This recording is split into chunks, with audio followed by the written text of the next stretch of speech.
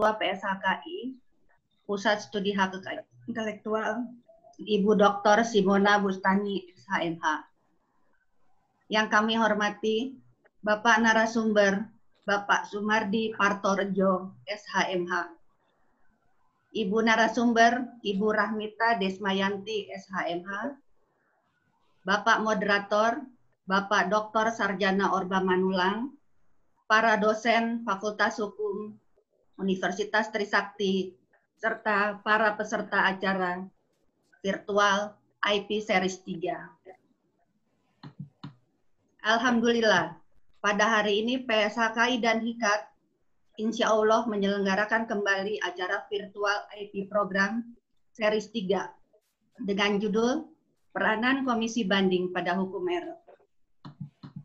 Acara ini dapat terlaksana berkat kerjasama antara PSHKI dan HIKAT, juga didukung oleh Forum Edukasi CHMP, Manulang Putranto Law Firm, dan Global Intellectual Property Protection and Service.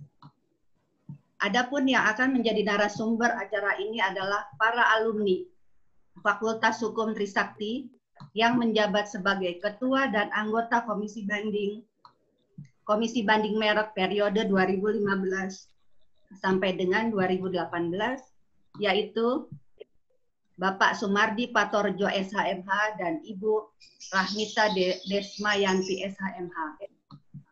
Sedangkan moderator acara ini adalah alumni S3 Fakultas Hukum Universitas Trisakti, yaitu Bapak Dr. Sarjana Orba Manulang. Para peserta virtual IT program Series 3 yang saya hormati. Sebagaimana kita ketahui bahwa Komisi Banding Merek adalah badan khusus independen yang berada di lingkungan kementerian yang menyelenggarakan urusan pemerintah di bidang hukum yang mempunyai tugas dan wewenang antara lain untuk menerima, memeriksa, dan memutus permintaan atau permohonan banding terhadap penolakan permintaan pendaftaran merek berdasarkan alasan sebagaimana dimaksud dalam Undang-Undang Nomor 20 Tahun 2016 tentang merek dan indikasi geografis. Oleh karena itu, pada kesempatan kali ini, setelah meminta pendapat dari Pak Sumardi, maka panitia menentukan judul pada series 3 ini adalah Peranan Komisi Banding pada Hukum Merek. Mari kita berdiskusi dan bertanya langsung kepada narasumber tentang hal-hal yang berkaitan dengan peranan Komisi Banding Merek yang pelaksanaannya nanti akan dipandu oleh moderator. Para peserta virtual IP program Series 3 yang saya hormati. Kami panitia tidak lupa mengucapkan terima kasih kepada pihak-pihak yang telah mendukung dan bekerja sama pada acara ini, yaitu Fakultas Hukum Universitas Trisakti yang telah merestui kepada PSHKI dan HIKAT untuk menyelenggarakan acara ini. Kepada narasumber Bapak Sumardi Partorejo SHMH dan Ibu Rahmita Desmayanti SHMH serta Bapak Dr. Sarjana Orba Manulang selaku moderator, dan juga kepada pembawa acara kita yaitu Mbak Katia, juga seluruh pengurus dan anggota PSHKI juga HIKAT. Kepada Kantor Hukum Manulang Putranto dan Law Firm, juga kepada Global Intellectual Property Protection and Service, yang terakhir kepada tim Forum Edukasi CHMP. Insya Allah, acara ini dapat berlangsung dengan aman, selamat, dan lancar, serta memberikan manfaat serta tambahan pengetahuan bagi kita semua. Amin.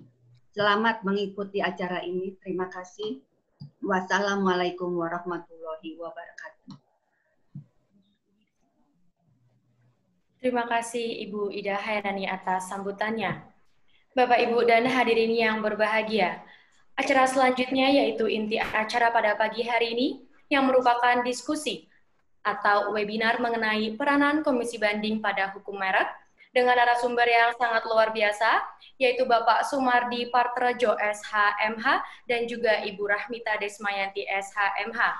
Tak lupa, moderator kita pada pagi hari ini yaitu Bapak Dr. Sarjana Orba Manulang. Akan saya jelaskan secara singkat CV beliau. Dr. Sarjana Orba Manulang telah meraih atau menyelesaikan pendidikan S1 di Universitas Indonesia, S2 di Universitas Pajajaran, S3 di Universitas Trisakti. Beliau merupakan alumni S3 Fakultas Hukum Universitas Trisakti angkatan 2013 dan telah meraih gelar Magister Kenotariatan di Universitas Diponegoro.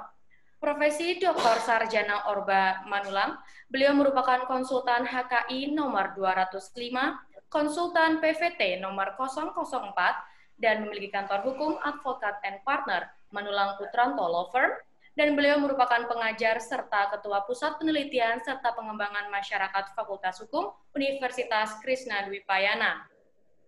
Oleh karena itu, Bapak dan Ibu, untuk acara selanjutnya akan saya serahkan kepada moderator kita yang sangat luar biasa pada pagi hari ini, kepada Bapak Dr. Sarjana Orba Manulang. Saya persilahkan.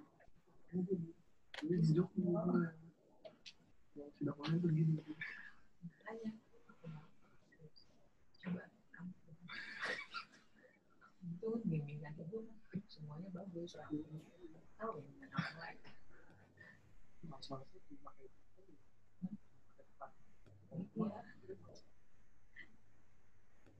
Ini mobil sudah karena Bapak Sarjana dipersilakan.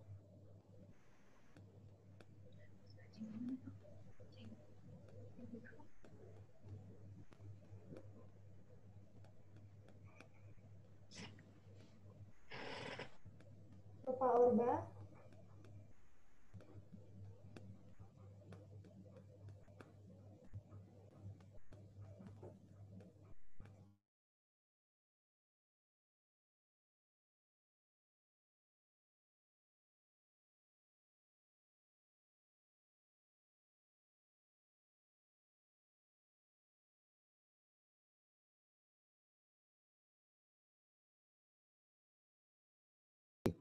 Selamat bertemu kembali di acara series dari HIKAT.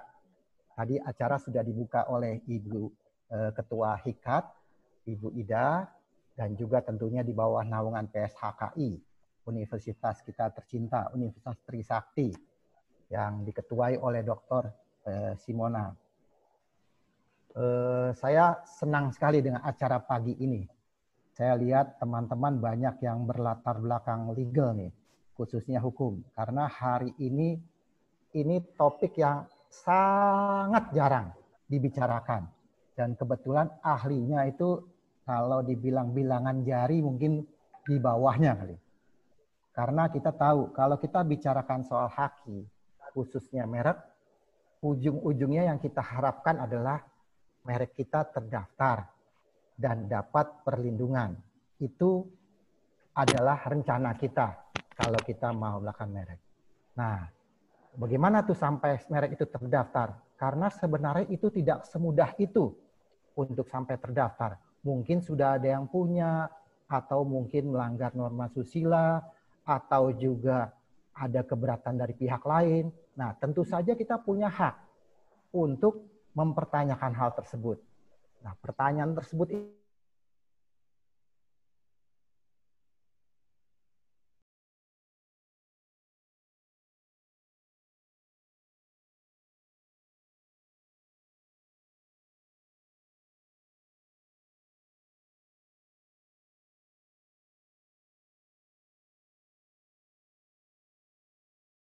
Pak Sumardi. Pak Sumardi ini bertahun-tahun jadi Ketua Komisi Banding Merek. Selamat pagi, Pak. Beliau itu senior dan guru saya juga dalam hal merek. Pagi, Pak. Mohon izin saya bacakan CV-nya, Pak. Mohon izin, Pak. Kalau saya lihat CV-nya ini sudah dibilang, boleh dibilang melekat dengan ilmu merek, Pak, dalam haki pada umumnya. Beliau mengabdi di Departemen Kehakiman dulu namanya, Pak, ya. Sekarang Hukham. Itu dari tahun 81, dari CPNS sampai akhir pengabdian beliau.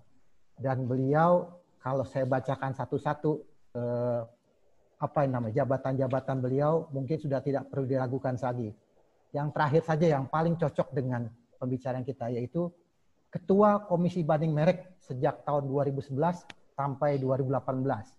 Bayangkan sebagai Ketua Banding Merek, kita berkesempatan untuk mengundang beliau untuk memberikan sharing, pengarahan mengenai apa sih itu kalau terjadi sengketa atau ketidaksetujuan atau keberatan tentang merek. Jadi kalau kita bilang beliau ini sudah sangat mumpuni untuk bicarakan. Mungkin kalau kita bilang tidak ada yang nggak kenal dengan Pak Sumardi, Pak Torjo. Jadi kalau saya terangkan CV-nya mungkin tidak perlu lagi dan tidak perlu diragukan lagi, cukup begitu saja. Nah, pembicara kedua kita juga tidak kalah piawainya. Ini kalau dibilang generasi mudanya di Haki nih, yaitu Ibu Rahmita Desmayanti. Beliau berpendidikan S1 jelas dari Trisakti, dan kedua juga S2 dari Universitas Indonesia. Sebagai gambaran tadi Pak Mardi juga adalah alumnus Trisakti. Jadi kebetulan hari ini memang acaranya didominasi oleh para alumnus Trisakti. Beliau kembali ke Ibu Rahmayanti. Kalau dilihat juga teaching experience dan experience-nya di dunia IP sudah tidak perlu diragukan lagi. Beberapa seminar-seminar di luar negeri pernah diikutinya, khususnya tentang IP seminar. Kalau untuk hal lain, nah ini yang terpenting memang, yaitu beliau juga pernah jadi anggota board member dari Komisi Banding Merek di Dirjen Haki, yaitu dari tahun 2015 dan sampai 2018. Jadi untuk hal Komisi Banding Merek atau membicarakan banding dalam hal merek, Pak Pardi dan Ibu Rahmayanti tidak perlu diragukan lagi. Kira-kira begitu dari saya. Mungkin kita bisa langsung kepada narasumber, karena narasumber ini yang sangat menguasai dunia merek, khususnya Komisi Banding. Waktu dan tempat kita silahkan. Terima kasih.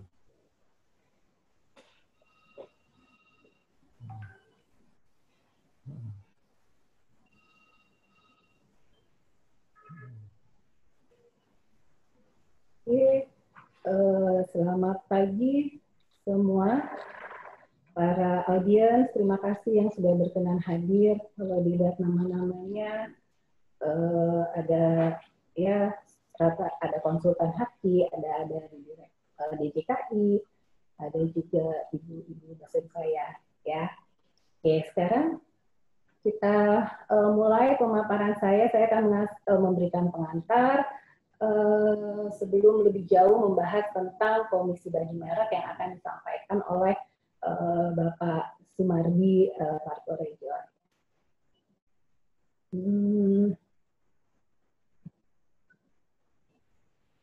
Sekilas tahapan permohonan pendaftaran merek. Nah, sebelum lebih jauh kita bahas tentang permohonan pendaftaran merek, maka kita lebih dulu memahami apa yang dimaksud dengan merek. Nah, karena di sini rata-rata konsultan yang pasti sudah memahami apa yang dimaksud merek, maka saya akan sekilas saja menyebutkan apa yang ada di dalam definisi yang ada di dalam Undang-Undang Merek. Ya, merek itu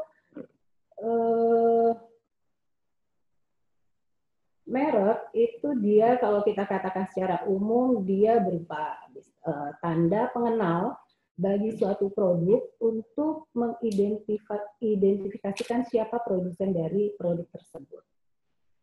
Di undang-undang menyebutkan dia bisa berupa gambar, huruf, logo, ya, yang tanda-tanda yang bisa mencirikan suatu barang. Nah, fungsi merek adalah untuk sebagai tanda pengenal. Ya, tadi saya sebut sebagai tanda pengenal. Produk merek B misalnya, maka produsennya adalah C. Merek B, produsennya adalah D. Nah, kalau sebuah merek sudah dikenal, maka kita akan kalau merek itu sudah kita kenal, kita sudah biasa menggunakan, sudah biasa berinteraksi dengan merek tersebut, maka akan tumbuh kepercayaan. Maka produsen dari merek akan berusaha untuk melindungi merek tersebut. Ya. Nah, selanjutnya ini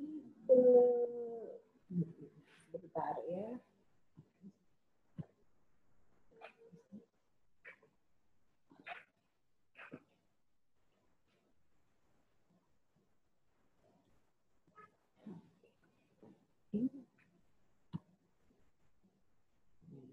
Ini. Oke.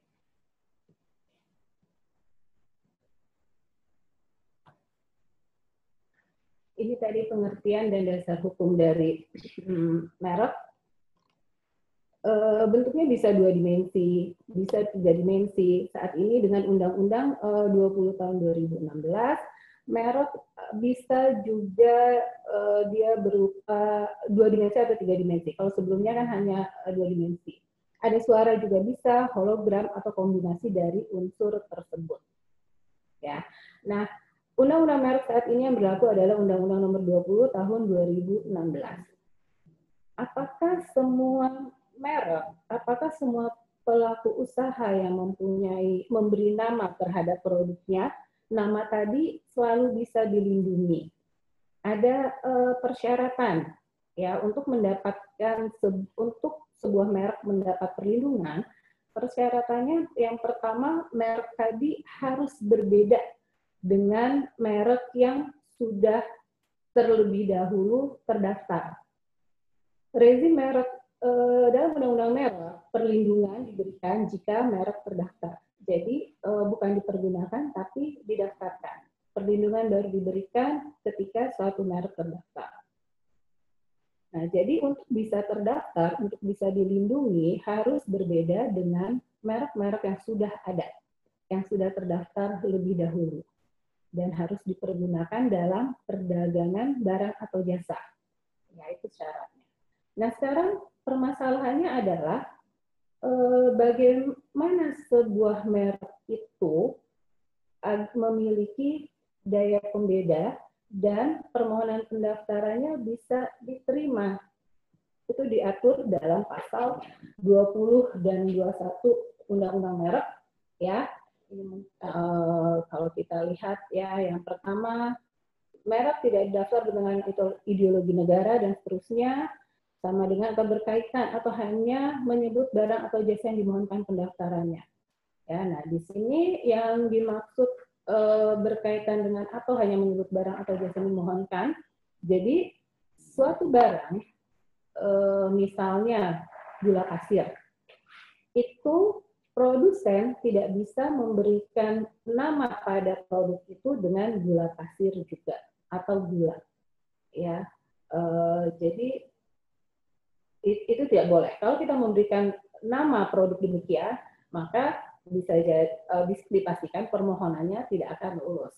Atau kita memproduksi susu kedelai, kita beri nama soya. Nah, soya itu kan bahasa soya. Dalam bahasa Inggris terjemahannya adalah susu kedelai. Itu juga jika dilakukan demikian permohonan pendaftaran juga kemungkinan besar tidak akan diterima. Dan seterusnya ya, memuat unsur yang dapat memisahkan masyarakat dengan asal, kualitas, jenis, ukuran, macam, tujuan penggunaan barang atau jasa yang dimohonkan pendaftarannya atau merupakan nama varietas tanaman dilindungi atau jasa yang sejenis. Ya, jadi memuat unsur yang menyesatkan tentang kualitas. Ya, jadi dalam mereknya ada informasi-informasi yang terkait hal-hal ini yang tidak sesungguhnya benar. Ya, misalnya selalu menyebutkan super seperti itu. Terus memuat keterangan tidak sesuai dengan kualitas dan seterusnya ya, tidak memiliki daya pembeda atau merupakan nama atau lambang milik umum. Tidak memiliki daya pembeda ini banyak hal yang harus diperhatikan. Mungkin nanti dalam pemaparan selanjutnya Pak Mardi bisa lebih menjelaskan apa saja yang tidak memiliki daya pembeda. Secara umum bisa kita bilang sama. Tapi samanya itu di mana samanya? Tidak memiliki daya pembedanya di mana? Apakah hanya hurufnya sama? Misalnya sudah ada merek terdaftar dengan nama Poin misalnya. Terus ada lagi kita lihat yang satu poin itu dia hanya menyebutkan huruf-hurufnya aja COIM gitu misalnya ya untuk suatu kelas barang. Ada lagi pemohon yang mau mendaftarkan, dia pakai koin juga tapi dia mengkreasikan kata-katanya. Jadi secara sepintas kita nggak bisa baca dia koin, kita cuma lihat itu logo untuk suatu produk misalnya minuman kemasan. Yang satu tertulis koin dengan jelas, yang satu kita hanya bisa melihat berupa ukiran yang kalau diperhatikan ternyata tulisannya sama-sama koin. Ya, nah yang seperti ini ada daya pembedanya atau enggak? Apa dia sama yang seperti ini? Nah, hal-hal seperti ini yang harus diperhatikan pada saat mendaftarkan suatu merek. Ya, nah kalau yang sudah sama persis ya pasti namanya nggak ada daya pembeda ya. Ada satu merek sudah terkenal. Nah, terus ada produsen yang saya ngikutin aja deh merek itu dipakai nama sama atau hanya dimirip-miripin. Misalnya contoh sarung ya, gajah duduk. Terus yang satu bilang gajah berdiri misalnya. Ya, nah itu ada daya pembeda nggak? Nah, hal-hal seperti itu yang diperhatikan dan yang harus diperiksa secara detail. Nah, terus merupakan nama umum atau lambang milik umum. Nama umum, jadi suatu kata yang sudah sangat umum, itu nggak boleh dijadikan merek. Lambang yang sudah sangat umum, juga nggak bisa dijadikan merek. Misalnya lambang yang sudah sangat umum adalah lambang tengkorak, terus di bawahnya ada tulang disilang. Itu kan kita sudah sangat paham bahwa itu artinya danger. Nah, lambang itu nggak bisa suatu produsen menjadikan itu suatu merek. Nah, permohonan pendaftaran merek tidak diterima juga kalau memiliki persamaan di pasal 21 ya pada pokoknya atau keseluruhannya dengan merek terdaftar. Merek terdaftar yang sudah lebih dahulu didaftarkan, merek terkenal milik pihak lain, merek terkenal milik pihak lain atau barang yang tidak sejenis, ya indikasi geografis terdaftar. Ini juga nggak bisa.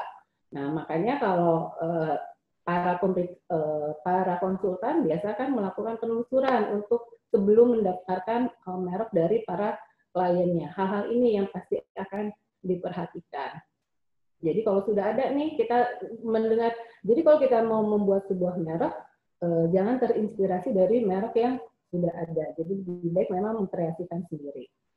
Di pasal 2-nya, ayat 2 pasal 21, permohonan ditolak jika merupakan atau menyerupai nama singkatan nama orang terkenal, merupakan tiruan atau nama singkatan bendera, lambang negara dan sebagainya ya. Tiruan atau menyerupai tanda atau cap stempel, ini sudah pasti yang seperti ini permohonan tidak akan diterima. Nah, selanjutnya ada permohonan ditolak jika diajukan oleh pemohon yang beritikat tidak baik. Nah, ini yang tolak ukurnya agak panjang nih, beritikat tidak baiknya yang seperti apa? Nah, dalam yang berjalan, kalau kita sudah tahu ada sebuah merek yang sudah beredar di masyarakat, terus ada produsen yang juga mendaftarkan dengan sangat mirip, itu bisa dikategorikan adalah permohonan yang diajukan beritikat tidak baik. Ya, nah itu tadi bagaimana caranya supaya merek bisa diterima. Jadi jangan melakukan hal-hal yang dilarang dalam pasal 20 dan 21. Lalu tahapan permohonan pendaftaran merek. Yang pertama, mengajukan permohonan. Mengajukan permohonan ini, persyaratan dalam mengajukan permohonan merek, persyaratannya nggak banyak, persyaratan yang harus dilakukan. Ya, yang pertama hanya KTP dari pemohon, kalau perorangan. Kalau dia adalah badan hukum, berarti identitas dari badan hukumnya. Terus etiket merek adalah label ya, label yang dipergunakan sama persis, harus sama persis. Yang dipergunakan dan akan didaftarkan harus sama persis etiket mereknya. Terus kuasa dari pemohon kepada konsultan. Nah sekarang kita kan sudah online ya, sudah setahun ini nih, pas nih kan kita sekarang 19 ulang tahun pendaftaran secara online, udah tahun berarti ya. pendaftaran secara online. Itu kalau dulu kan persyaratan disebut dengan bukti bayar. Kalau sekarang, kalau kita nggak bayar, kita nggak bisa lanjut proses pendaftarannya. Nah, terus yang diperlukan lagi secara online ini adalah tanda tangan virtual, ya, tanda tangan virtual dari pemohon dan kuasa. Nah, terus setelah permohonan ini masuk, diperiksa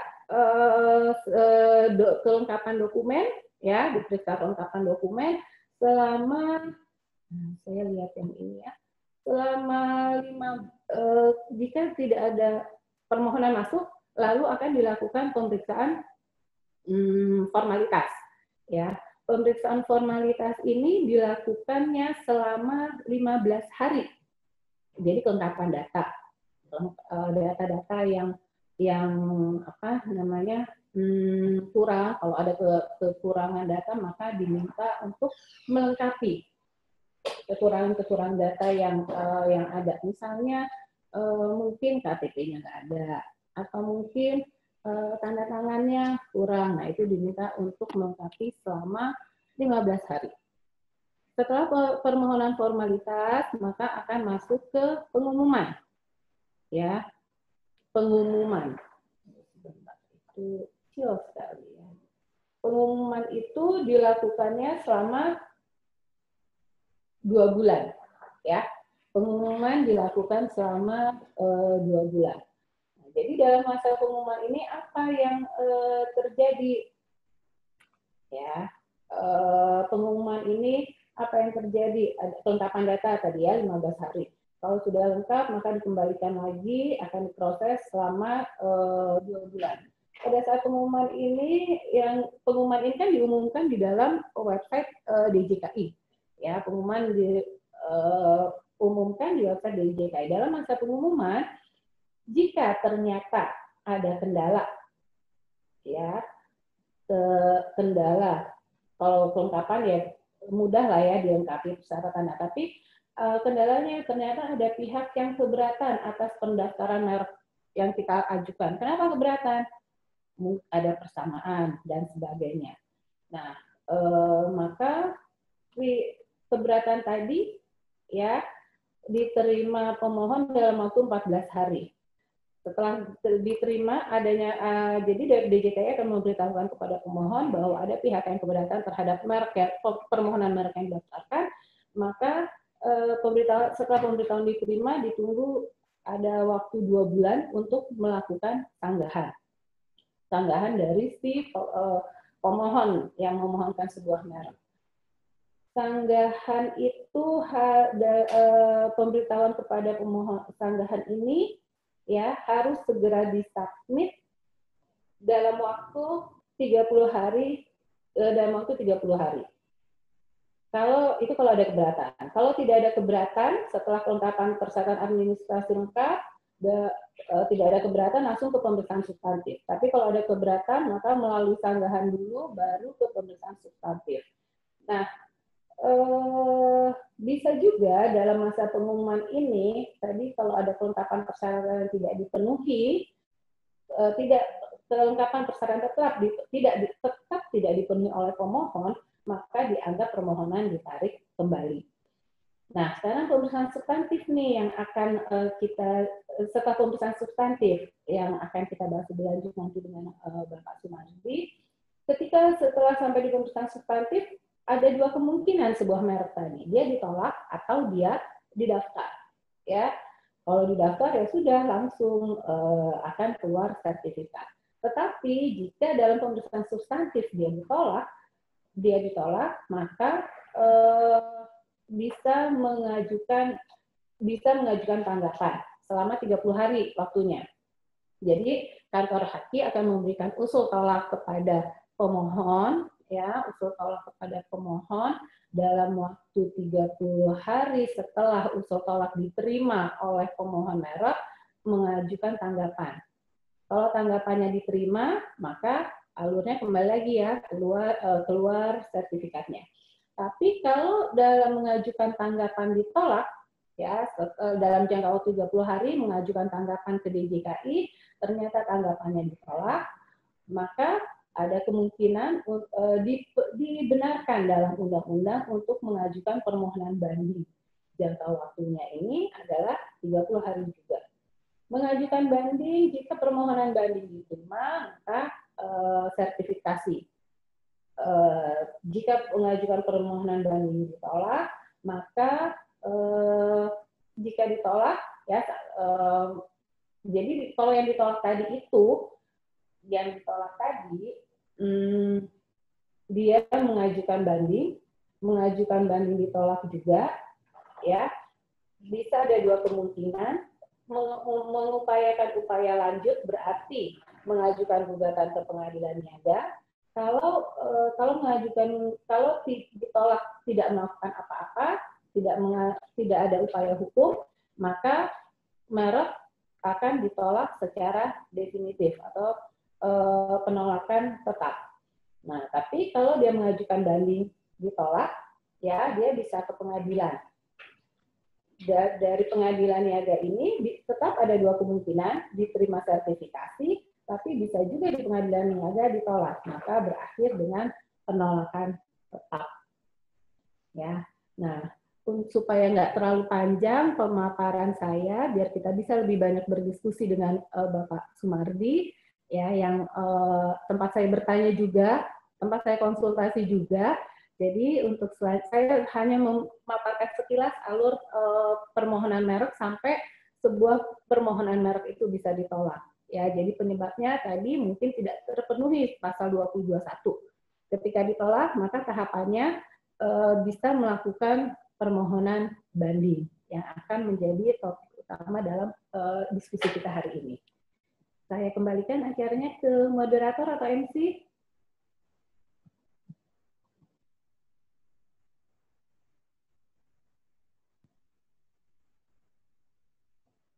Silakan, saya kembalikan ke moderator atau MC. Bang Sarjana, atau yang biasa kita panggil Bang Aceh, atau ke Satya, atau Pak Mardi langsung. Please.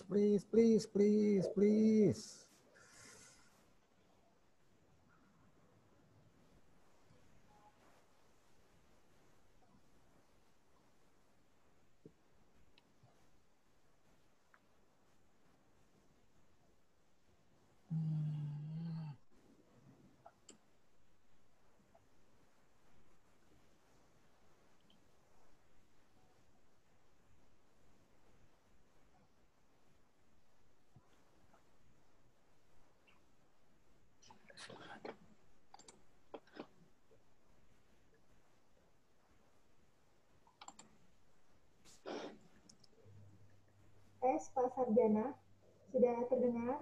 Nah, ya.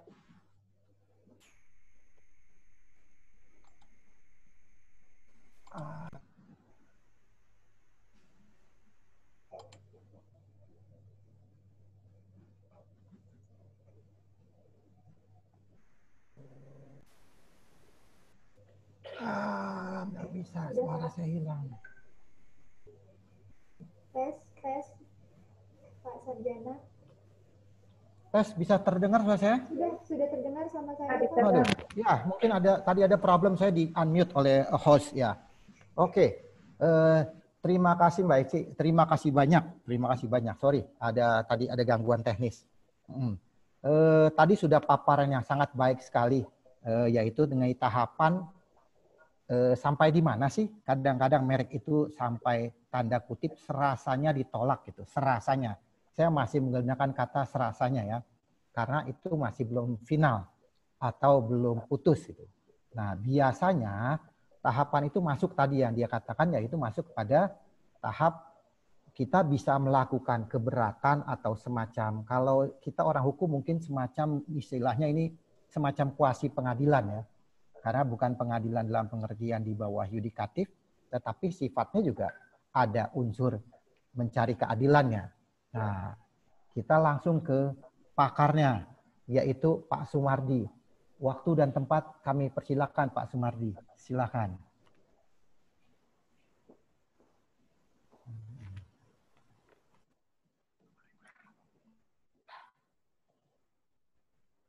Pak Sarjana.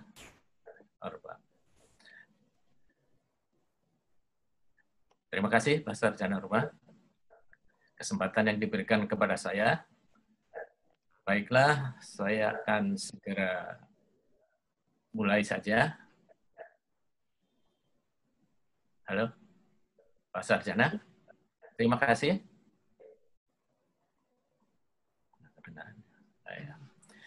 Baiklah, terima kasih Pak Sarjana.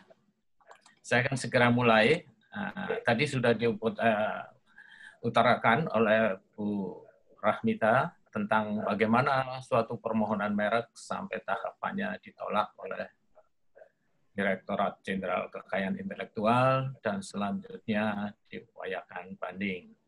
Nah, inilah yang akan saya bahas mengenai pembahasan banding. Komisi banding merek khususnya itu apa sih sebenarnya? Bahwa di Direktorat Jenderal Kekayaan Intelektual itu sebenarnya ada 3, yaitu Komisi Banding Paten, Komisi Banding Merek, dan Komisi Banding Desain Industri. Namun yang satu ini, Komisi Desain Industri, belum terbentuk karena undang-undangnya sedang dalam tahapan pembahasan di DPR. Kita langsung masuk ke Komisi Banding Merek. Komisi Banding Merek itu sebenarnya apa? Kalau dilihat bahwa Komisi Banding Merek adalah suatu badan independen yang berada di kementerian yang membawai atau menangani bidang hukum. Jadi suatu badan independen di bawah Kementerian Hukum dan HAM. Sekarang ini, badan independen tersebut kedudukannya bukan sebagai suatu badan peradilan kalau menurut saya. Tadi sudah disebutkan oleh moderator, mungkin sebagai kuasi peradilan. Kalau dibandingkan dengan negara-negara lain, ada yang peradilan khusus, ada yang peradilan administrasi, dan sebagainya. Tapi di Indonesia ini badan independen yang berada di bawah kementerian, jadi bukan sebagai badan peradilan. Kalau badan peradilan di Indonesia tentunya akan di bawah naungan Mahkamah Agung. Saya berpendapat lebih cocok sebagai lembaga bantu pemerintah. Jadi saya menyebutkan sebagai lembaga bantu pemerintah karena di sini posisinya memang ada di bawah kementerian tapi independen. Next, bahwa Komisi Banding Merek tadi sebagai lembaga bantu pemerintah tentunya punya dasar hukum. Next, punya dasar hukum. Dasar hukumnya dari mana? Yaitu sumber dasar hukumnya tentu berdasarkan Undang-Undang Nomor 20 Tahun 2016 tentang merek dan indikasi geografis. Yang kedua, sumber hukumnya yaitu sebagai peraturan pelaksana di sini, yang semula berdasarkan undang-undang yang lama itu ada peraturan pelaksananya terdiri dari peraturan pemerintah dan peraturan presiden. Tapi sekarang disederhanakan menjadi satu, yaitu dalam bentuk peraturan pemerintah khususnya yaitu tentang nomor 90 tahun 2019 tentang permohonan, pemeriksaan, dan penyelesaian tentang tata cara permohonan, pemeriksaan, dan penyelesaian banding pada komisi banding. Nah, ini dasar hukumnya. Next, kita berbicara dasar hukum, kemudian kita kompetensinya apa di sana? Kompetensi dari komisi banding itu sebelum ke kompetensi komisi banding, kita apa sih yang dimaksud permohonan banding dulu? Permohonan banding itu sebenarnya supaya suatu upaya hukum dari pemohon yang permohonannya ditolak berdasarkan pemeriksaan substantif. Jadi suatu upaya hukum yang permohonannya ditolak, yaitu yang berkaitan dengan permohonan penolakan tersebut, yaitu yang berkaitan dengan pemeriksaan substantif. Tadi sudah diutarakan oleh narasumber yang pertama. Nah, bentuknya ada upaya hukum tadi dari permohonan-permohonan yang ditolak apa saja. Antara lain permohonan yang ditolak, satu, kedua permohonan perpanjangan yang ditolak, dan juga permohonan indikasi geografis yang ditolak. Jadi permohonan banding dilihat itu ada 3 jenis di sana yang dapat diajukan banding. Next. Nah, kompetensinya komisi banding itu apa? Apakah hanya yang menangani permohonan tersebut atau? Nah, kompetensi komisi banding tadi antara lain yaitu menerima, memeriksa, dan menyelesaikan permohonan banding. Dan yang lain yaitu antara lain mengadministrasikan permohonan banding juga terhadap permohonan-permohonan lainnya dan menyelesaikan atau memberi putusan komisi banding. Tugas lainnya yaitu yang baru nih sekarang, yaitu antara lain memberikan rekomendasi kepada menteri untuk melakukan penghapusan.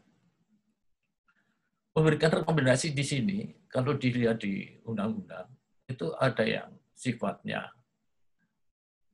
proaktif, ada yang atas permintaan.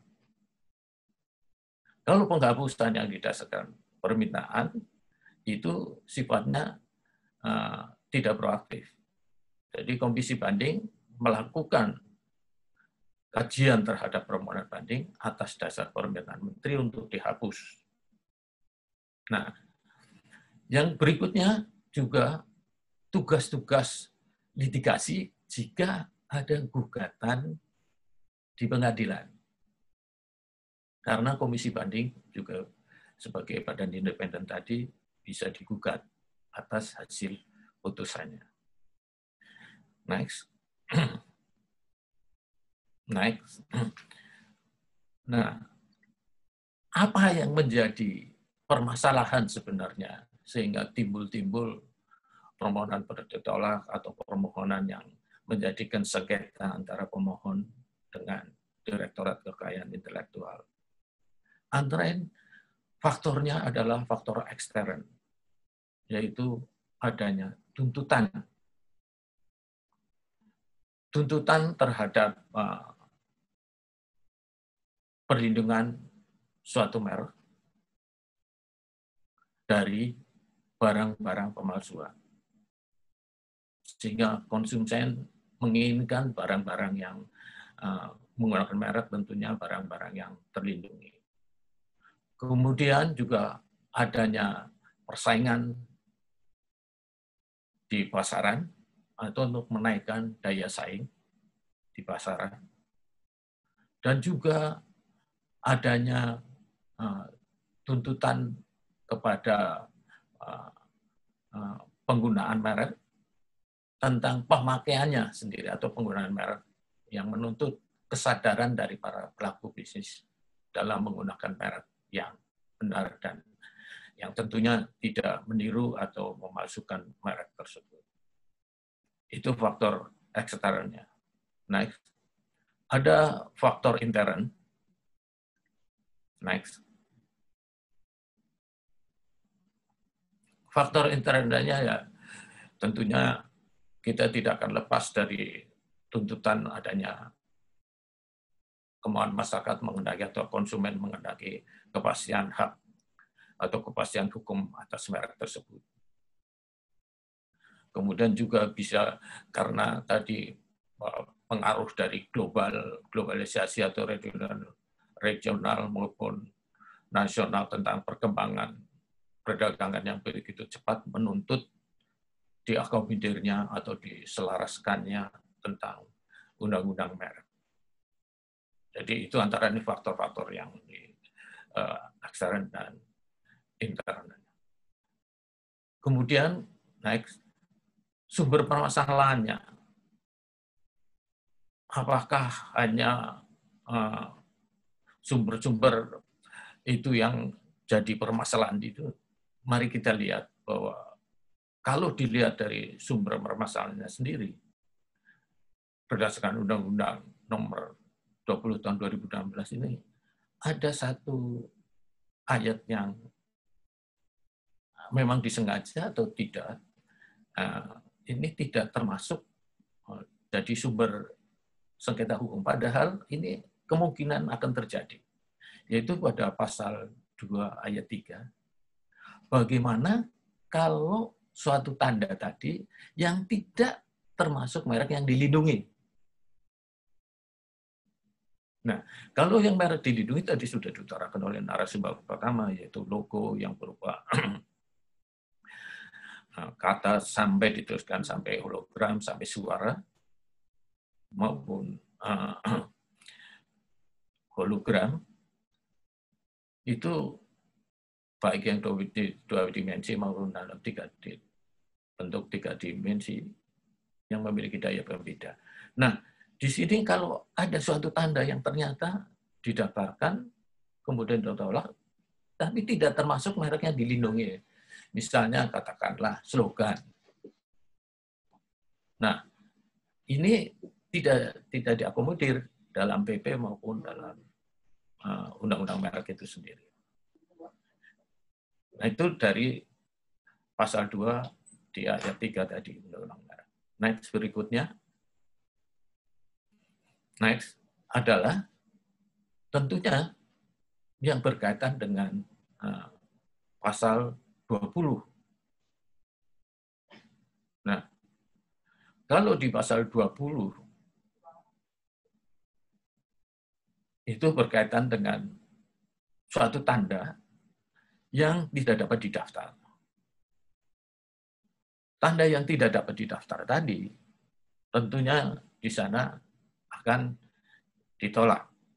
Nah, ini upayanya juga bisa dilanjutkan kepada komisi banding.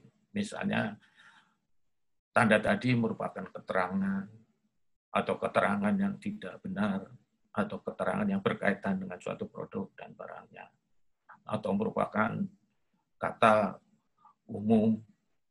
Jadi semua di sana, tanda-tanda yang tidak bisa didaftar itu tercakup dalam pasal 20.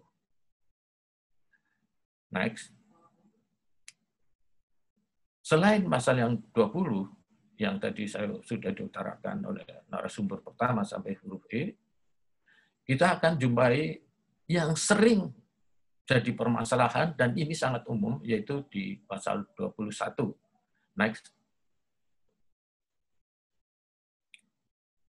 Nah, inilah yang sering menjadi persoalan, karena persepsi dari pemohon maupun dari para pemeriksa di lingkungan Direktorat Jenderal Kekayaan Intelektual. Pada pasal 21 ini, khususnya di ayat 1, angka 1 huruf A, di sana jelas disebutkan bahwa permohonan ditolak jika memiliki persamaan pada pokoknya, atau dengan pemohon yang dimohonkan, atau dengan pemohon yang memohonkan lebih dahulu.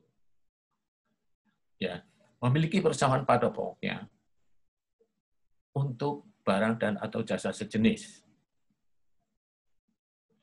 Kemudian di ayat berikutnya di B itu berkaitan dengan memiliki persamaan pada pokoknya dengan merek terkenal untuk barang dan atau jasa sejenis.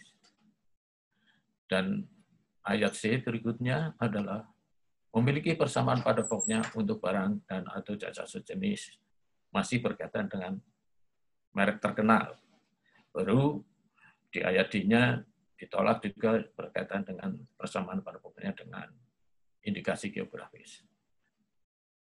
Di ayat 2-nya ini masih berkaitan dengan nama badan hukum, nama orang terkenal. Tapi yang sering terjadi sumber permasalahan adalah di ayat 3 nih juga. Di ayat 3-nya bahwa permohonan juga harus ditolak apabila diajukan oleh pemohon yang beretika tidak baik. Nah, inilah sumber-sumber sengketa yang sering jadi persoalan baik itu antara pemohon dengan Direktorat Jenderal maupun dengan pihak-pihak yang bersengketa di pengadilan. Next.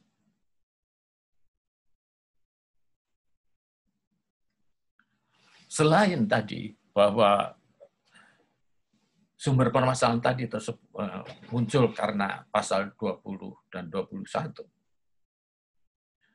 Di sini ada juga kompetensi yang lain, yaitu tentang penghapusan merek. Penghapusan merek di sini sebenarnya ada 3 permasalahan, yaitu yang pertama, penghapusan oleh pemilik merek sendiri. Itu tidak ada permasalahan di sini, karena kemauan pemilik merek. Yang kedua, penghapusan atas prakarsa menteri. Nah, inilah penghapusan yang atas prakarsa menteri ini yang mungkin nantinya ada upaya-upaya dari si pemohon yang mereknya ditolak berdasarkan putusan itu atas prakarsa menteri, maka upayanya itu dapat diajukan kepada Pengadilan Tata Usaha Negara. Jadi bukan ke Pengadilan Niaga.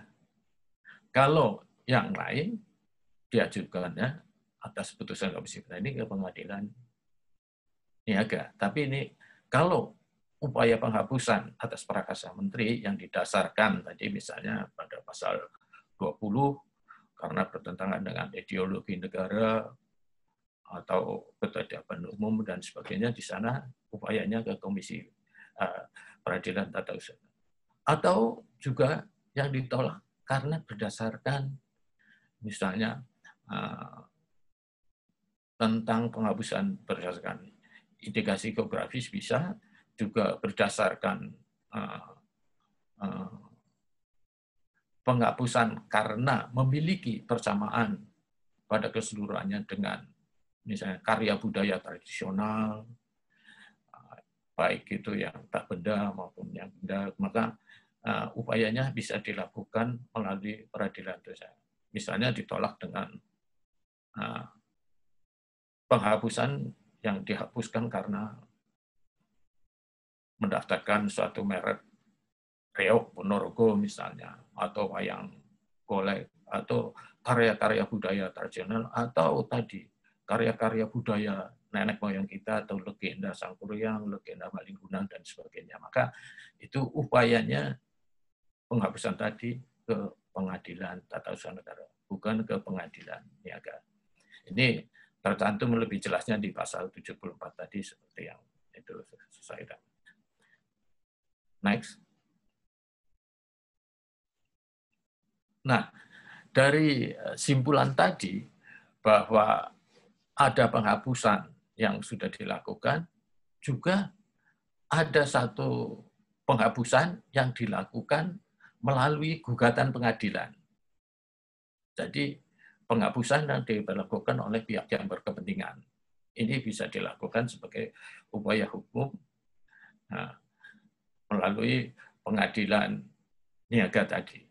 Jadi kalau yang atas prakarsa menteri melalui Pengadilan Tata Usaha Negara, tapi kalau yang dilakukan melalui pihak yang berkepentingan dengan alasan misalnya pemakaian tidak digunakan selama 3 tahun berturut-turut, itu dapat diajukan melalui Pengadilan Niaga.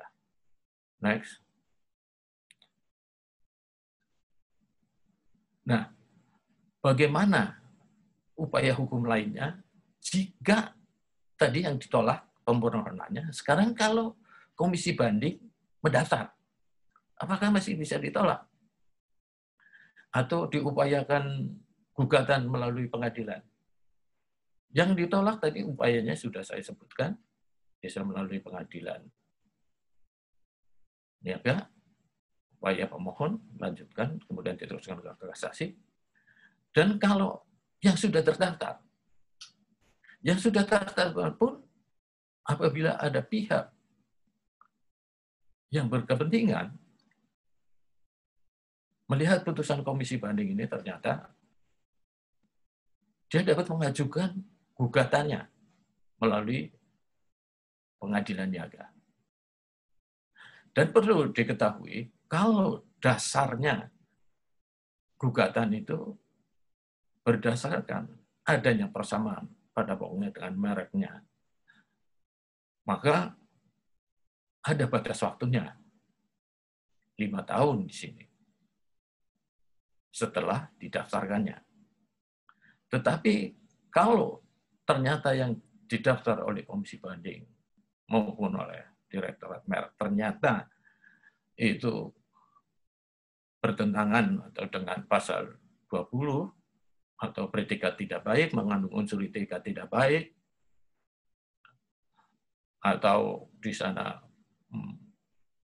bertentangan dengan ketertiban umum atau ideologi negara, dengan alasan tersebut maka tidak dikenal batas waktu gugatannya. Jadi upaya hukumnya masih tetap bisa dilakukan mengajukan gugatan. Hanya persoalannya apakah yang digugat komisi banding atau Direktorat Jenderal Kekayaan untuk Kekayaan Intelektual. Menurut saya dua-duanya harus digugat sebagai pihak dalam sengketa pembatalan merek yang didaftar berdasarkan putusan komisi banding. Demikianlah penjelasan mulai dari upaya hukum suatu permohonan yang ditolak sampai dengan masalah yang terjadi di pengadilan atas putusan komisi banding. Untuk selanjutnya, saya lebih senang membagi pengalaman saya melalui kesempatan ini dengan tanya jawab. Jadi penjelasannya bisa dibaca pada pointer-pointer yang tadi sudah saya sebutkan. Dan untuk lebih jelasnya, saya akan memberi kesempatan dan saya kembalikan ke moderator dalam waktu untuk tanya jawab. Terima kasih. Saya kembalikan ke moderator, Bang Sarjana. Silakan.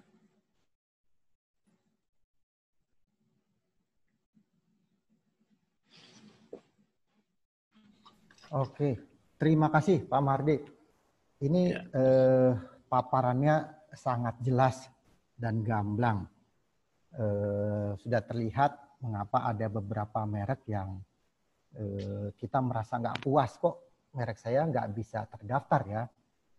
Nah mungkin lebih lanjut kalau boleh, apakah ada pertanyaan bisa diberikan di dalam chat room? Kalau dari beberapa chat room, kami tunggu pertanyaan-pertanyaan yang masuk. Jadi kita bisa baca bersama di chat room, nanti kita pilihkan.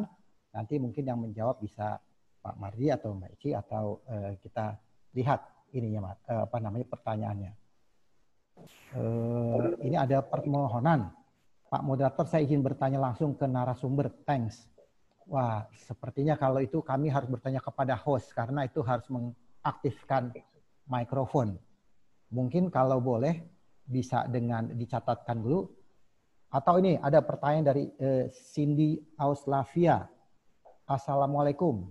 Saya ingin bertanya, bagaimana cara mengetahui bahwa merek itu sudah tidak digunakan dalam beberapa tahun yang terdapat dalam pasal 74? Nah ini pertanyaannya terserah ini. Bisa ke Pak Maria, Pak Mbak Eci, silahkan. Ini untuk pertanyaan dari Cindy Auslavia. Kita langsung aja Pak Mardi ya. Ini. Ya. Atau saya ulang lagi? Ya, ini pertanyaan yang sangat teknis. Dan ini sering dilakukan di alasan-alasan di pengadilan biasanya. Bahwa bagaimana cara mengecek suatu merek yang tidak dipergunakan selama 3 tahun berturut-turut. Ini kata kuncinya 3 tahun berturut-turut, jadi tidak ada selang. Nah, strategi-strategi ini sering dipergunakan oleh lawyer berdasarkan pengalaman yang saya lihat dan saya alami dalam litigasi. Jadi 3 tahun sejak berakhirnya pemakaian merek tadi, kita harus melihat di sana. Atau 3 tahun sejak terdaftarnya merek itu tidak dipakai. Nah, bagaimana membuktikannya? Tentunya pihak yang mendalil 3 tahun tidak dipakai itu harus bisa membuktikan. Jangan sampai ada celah kosong. Artinya bahwa sejak didaftar nih ya, sejak didaftar sampai dengan 3 tahun itu benar-benar tidak dipergunakan. Tidak dipergunakan bagaimana di sini pengertiannya? Karena merek kan dipergunakan tadi oleh narasumber pertama Bu Rahmita sudah disebutkan dipergunakan untuk dalam kegiatan perdagangan barang dan jasa. Barang tadi atau jasa tadi digunakan dalam kegiatan perdagangan. Jadi sejak terdaftar ini bisa dilihat pada sertifikat hak atas merek yang dikeluarkan oleh Dirjen KI. Nah itu kita lihat pemakaiannya, memang di pasaran tidak ada. Jangan sampai kelemahan ini digunakan sisa 1 hari pun apabila ternyata ada atau diketemukan bukti-bukti baik itu oleh pedagang eceran maupun oleh retailer ataupun dealer atau lainnya, fakta-fakta yang menunjukkan dia masih memakai, maka itu tidak berlaku penghapusan tadi. Ya. Jadi pihak yang menyatakan tidak dipakai benar-benar harus melihat. Karena sekarang hanya dibatasi 3 tahun berturut. Kalau dulu pemakaian barang ada di sana, tidak sesuai, tapi sekarang hanya ini. Nah, kalau pemakaian terakhir, ini lebih sulit lagi. Pada saat dia menggunakan yang terakhir, produknya itu menggunakan merek atau tidak, ini sangat sulit. Jadi ini biasanya para lawyer atau konsultan menggunakannya lebih enak terdaftarnya saja menggunakan itu. Karena itu lebih mudah dalam membuktikan hak-haknya. Demikian penjelasannya. Mungkin agak teknis, tetapi itu pertanyaan selalu muncul, Pak Pardi, yaitu ya. Indonesia kan cukup luas ya. Bayangin kita ada dari Sabang sampai Merauke gitu. Itu selalu Betul. pertanyaannya. 34 provinsi, hampir 600 daerah tingkat 2. Itu pertanyaan-pertanyaan yang selalu muncul, apalagi kalau kelas-kelas tertentu yang agak sulit. Mungkin kalau misalnya kelas keran baja gitu ya, itu kan jelas apa namanya baja berlipat itu ketahuan di produksinya di mana. Tetapi kalau kelas-kelas yang ya kalau kita bilang misalnya yang bisa home industry, nah yang sekali nah itu mungkin yang bisa dibicarakan lebih, diterangkan lebih lanjut. Ya. Kalau kita berbicara tadi pemakaiannya pada suatu produk barang itu produk barang sudah ditentukan. Klasifikasiannya berdasarkan list agreement yang sekarang ini sudah terbit sebenarnya edisi yang berikutnya yaitu edisi ke-11 yaitu tahun 2020 tadi sudah terbit yang diterbitkan oleh WIPO. Di sana diatur mengenai kelas barang terdiri dari 34 kelas barang dan 11 kelas jasa. Nah, kelas barang tadi dipergunakan oleh kantor merek, anggota Paris Konvensi, ataupun anggota Badan Organisasi Perdagangan Dunia maupun WIPO di sana. Jadi kita mau yang gunakan UKM, industri besar, industri kecil, tetap mengacu kepada sana. Dan di permohonan merek pun harus dirinci jenis barangnya maupun jenis jasanya secara jelas. Sehingga nanti keluar di sertifikat jenis barang yang dilindungi oleh merek yang didaftar tadi jelas. Kata kuncinya di sana. Jadi jenis barangnya harus jelas dan berdasarkan lease agreement. Oke. Ya. Saya rasa sudah sangat jelas pemaparannya.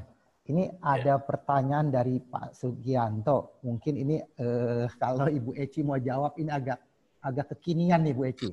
Yaitu dia minta digambarkan tentang kasusnya Ruben Onsu. Mungkin kalau ya terserah karena ini kan sudah mengandung merek ya.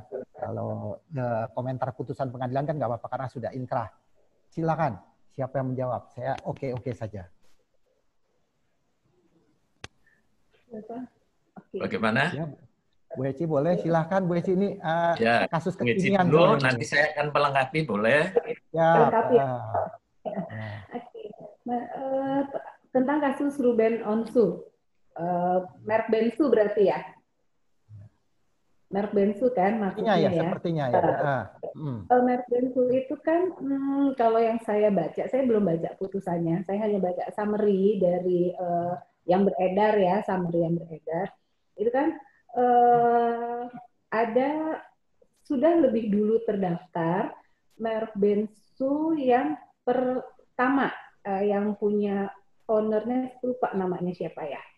Ada seorang pemilik merek, dia mendaftarkan mereknya dengan nama IM Geprek Bensu. Ya, kalau saya nggak salah kronologisnya gitu. Terus sekian tahunnya saya nggak bisa pastikan, saya lupa kronologisnya ya. Tapi beberapa waktu kemudian Ruben Onsu, public figure, dia mendaftarkan juga merek dengan kelas barang yang sama dengan nama ayam geprek Bensu. Terjadilah masalah ya, akhirnya dispute, dan akhirnya putusan pengadilan, mohon koreksi kalau saya salah, tapi yang saya tahu putusan pengadilan adalah memenangkan merek yang IM Geprek Bensu yang punya Beni Sudono atau Beni siapa itu namanya, pokoknya Bensu itu juga sebenarnya adalah singkatan namanya dia juga kan.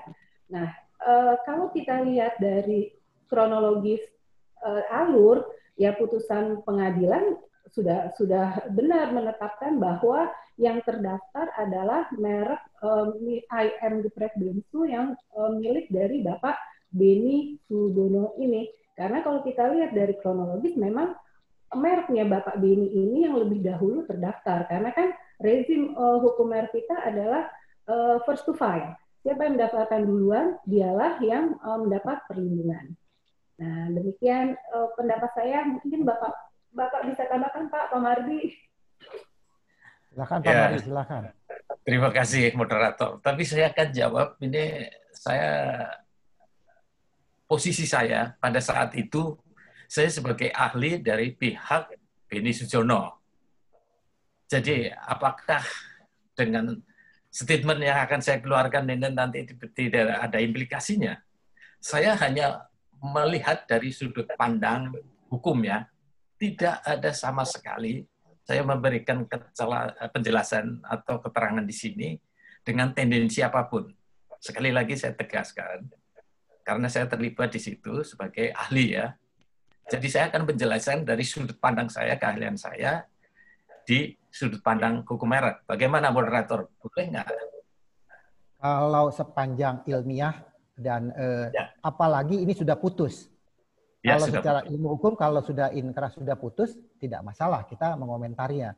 Tetapi kalau belum putus, ini bisa dianggap campur tangan kepada proses pengadilan. Saya khawatirnya begitu. Ya, baik, akan saya jelaskan. Bahwa tadi sudah dijelaskan oleh Bu Rahmita sebagian, bahwa kalau dilihat dari first to file-nya, yang terdaftar pertama Bensu adalah Beni Sujono untuk kelas 30 ayam goreng. Ya. Dan misalnya katakanlah mau restoran ayam goreng juga bisa di sana maupun ayam goreng. Atau kalau restoran untuk jasa di sana ada di kelasnya lain. Tapi untuk ayam gorengnya kelas 30. Nah, kalau kita berbicara tadi terdaftarnya lebih dahulu, ada lagi satu merek terdaftar yang juga menggunakan Bensu untuk jenis barang lain, yaitu merupakan singkatan dari bengkel susu. Yang satu merupakan singkatan dari Beni Sujono, yang terdaftar lebih dulu, yang satu lagi bengkel susu. Kemudian muncul pendaftaran yang dilakukan atas nama Ruben. Atau istilahnya gunakan inisial aja ya, jangan nama lengkap ya. Betul. Ya, betul. Karena ada seseorang daftarkan satu merek lagi atas nama itu. Dan dia merupakan seorang public figure. Ya. Nah, merek yang didaftar kemudian dia mengajukan gugatan.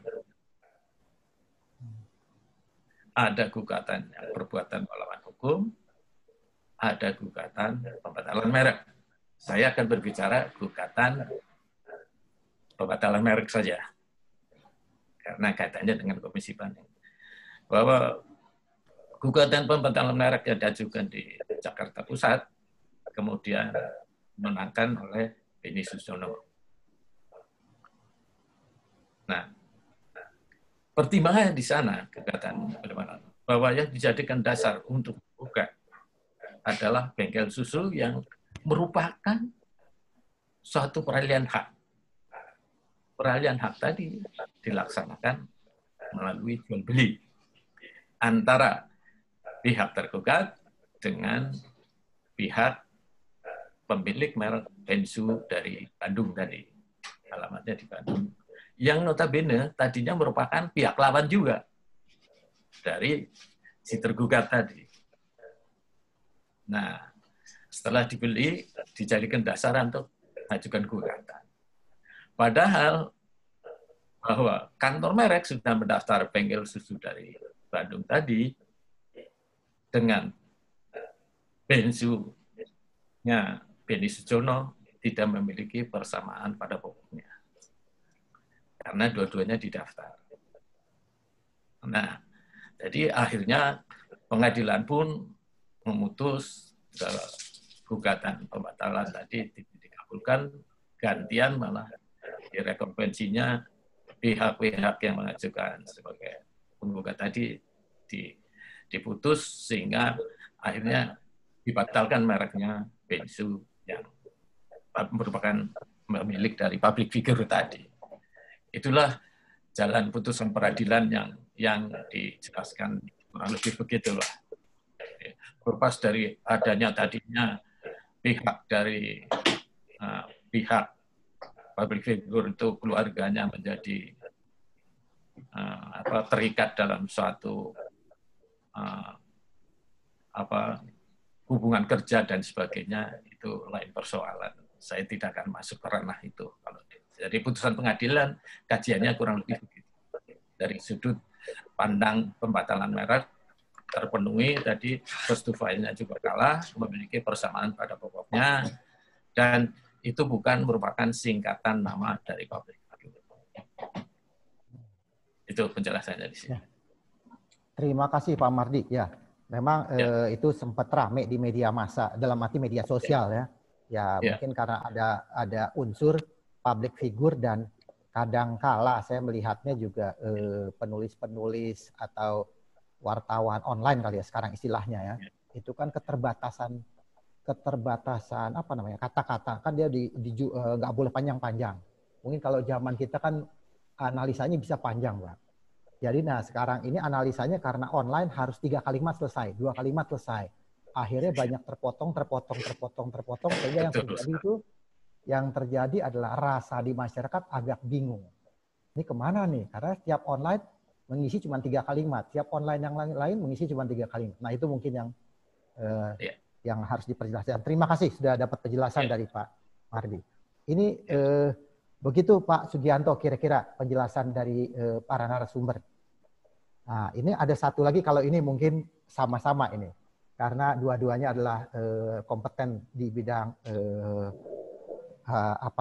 komisi banding. Ada pertanyaan dari Ibu Devi, yaitu bagaimana cara cek status putusan sudah banding atau belum? Mungkin ini pertanyaannya sangat bagus sekali nih. Karena saya juga belum melihat kalau di dunia sekarang ya istilahnya online-onlinean nih belum muncul dengan standarisasi seperti pendaftaran merek. Boleh dibantu untuk dijawab Pak. Jadi pertanyaannya bagaimana cek status putusan banding? Cek status putusan karena ini sifatnya teknis, mungkin Bu Ramita juga bisa, tapi mungkin mau nyarkan ke saya atau Bu Ramita dulu, nanti saya lengkapi. Oke, Bu Eci dulu boleh? Dulu, oke. Ya. Jadi memang secara online cek status itu nggak ada ya. Belum ada, secara Bu, ya. offline, nggak seperti PDKI yang kita bisa lihat semua dan Betul. kita masukin online. Kalau banding ini belum. Banding pun juga permohonan yang sekarang udah online belum ya? Karena beberapa bulan lalu mengajukan permohonan banding masih offline. Ya, nah saya akui dari waktu dulu saya sama Pak Mardi satu tim juga memang masalah putusan ini agak susah ya. Jadi yang saya alami sekarang sebagai konsultan dan saya alami dulu waktu jadi komisi banding, kan kalau waktu jadi komisi banding kita cuti konsultan, itu memang agak sulit gitu. Saya kalau memperhatikan dulu, kalau saya perhatikan konsultan-konsultan yang bertanya, dan sekarang saya mengalami sendiri, wajar pada bertanya, ini sekarang putusan kita sudah sampai mana? Memang dari DJKI-nya nggak ada online, jadi memang kita yang aktif untuk bertanya. Mungkin pada saat kita mengajukan permohonan banding kan kita ada nomor kontak dari sekretariat, mungkin bisa ditanya. Yang saya lakukan sekarang sih demikian. Dulu pun waktu saya di komisi banding juga yang saya lihat, ya bertanya langsung ke sekretariat komisi banding. Mungkin Pak Mardi bisa tambahkan, Pak. Ya, benar. Walaupun sekarang kan ada batasan waktu ya untuk menyelesaikan suatu proses dalam bidang kekayaan intelektual, termasuk di banding. Jadi ada di sana tentunya batasan-batasannya itu kita tidak boleh lewati. 90 hari misalnya sejak diterimanya permohonan banding itu harus sudah dapat putusan. Nah, sekarang kan yang jadi persoalan, putusan itu segera disampaikan setelah majelis memutus. Maka dalam waktu 30 hari, Ketua Komisi Banding harus segera menyampaikan kepada pemohon banding. Nah, persoalan di sini karena tadi bahwa sekretariat yang anggotanya atau stafnya itu merupakan sekretariat Komisi Banding itu merangkap jabatan. Termasuk di sana majelisnya juga yang khususnya dari pemeriksa kan, termasuk para pemeriksa itu dia juga double ya sebagai pemeriksa masih tetap dan sebagai anggota komisi banding. Nah ini yang membuat putusan-putusan itu sehingga agak terlambat karena dia melakukan pekerjaan yang ganda. Sehingga tapi untuk mengecek bisa langsung ditanyakan ke sekretariat. Dan batasan waktu itu setelah disidang atau oleh majelis diputus itu bisa disampaikan. Karena sifatnya terbuka. Pihak yang merasa perlu hadir di persidangan pun boleh.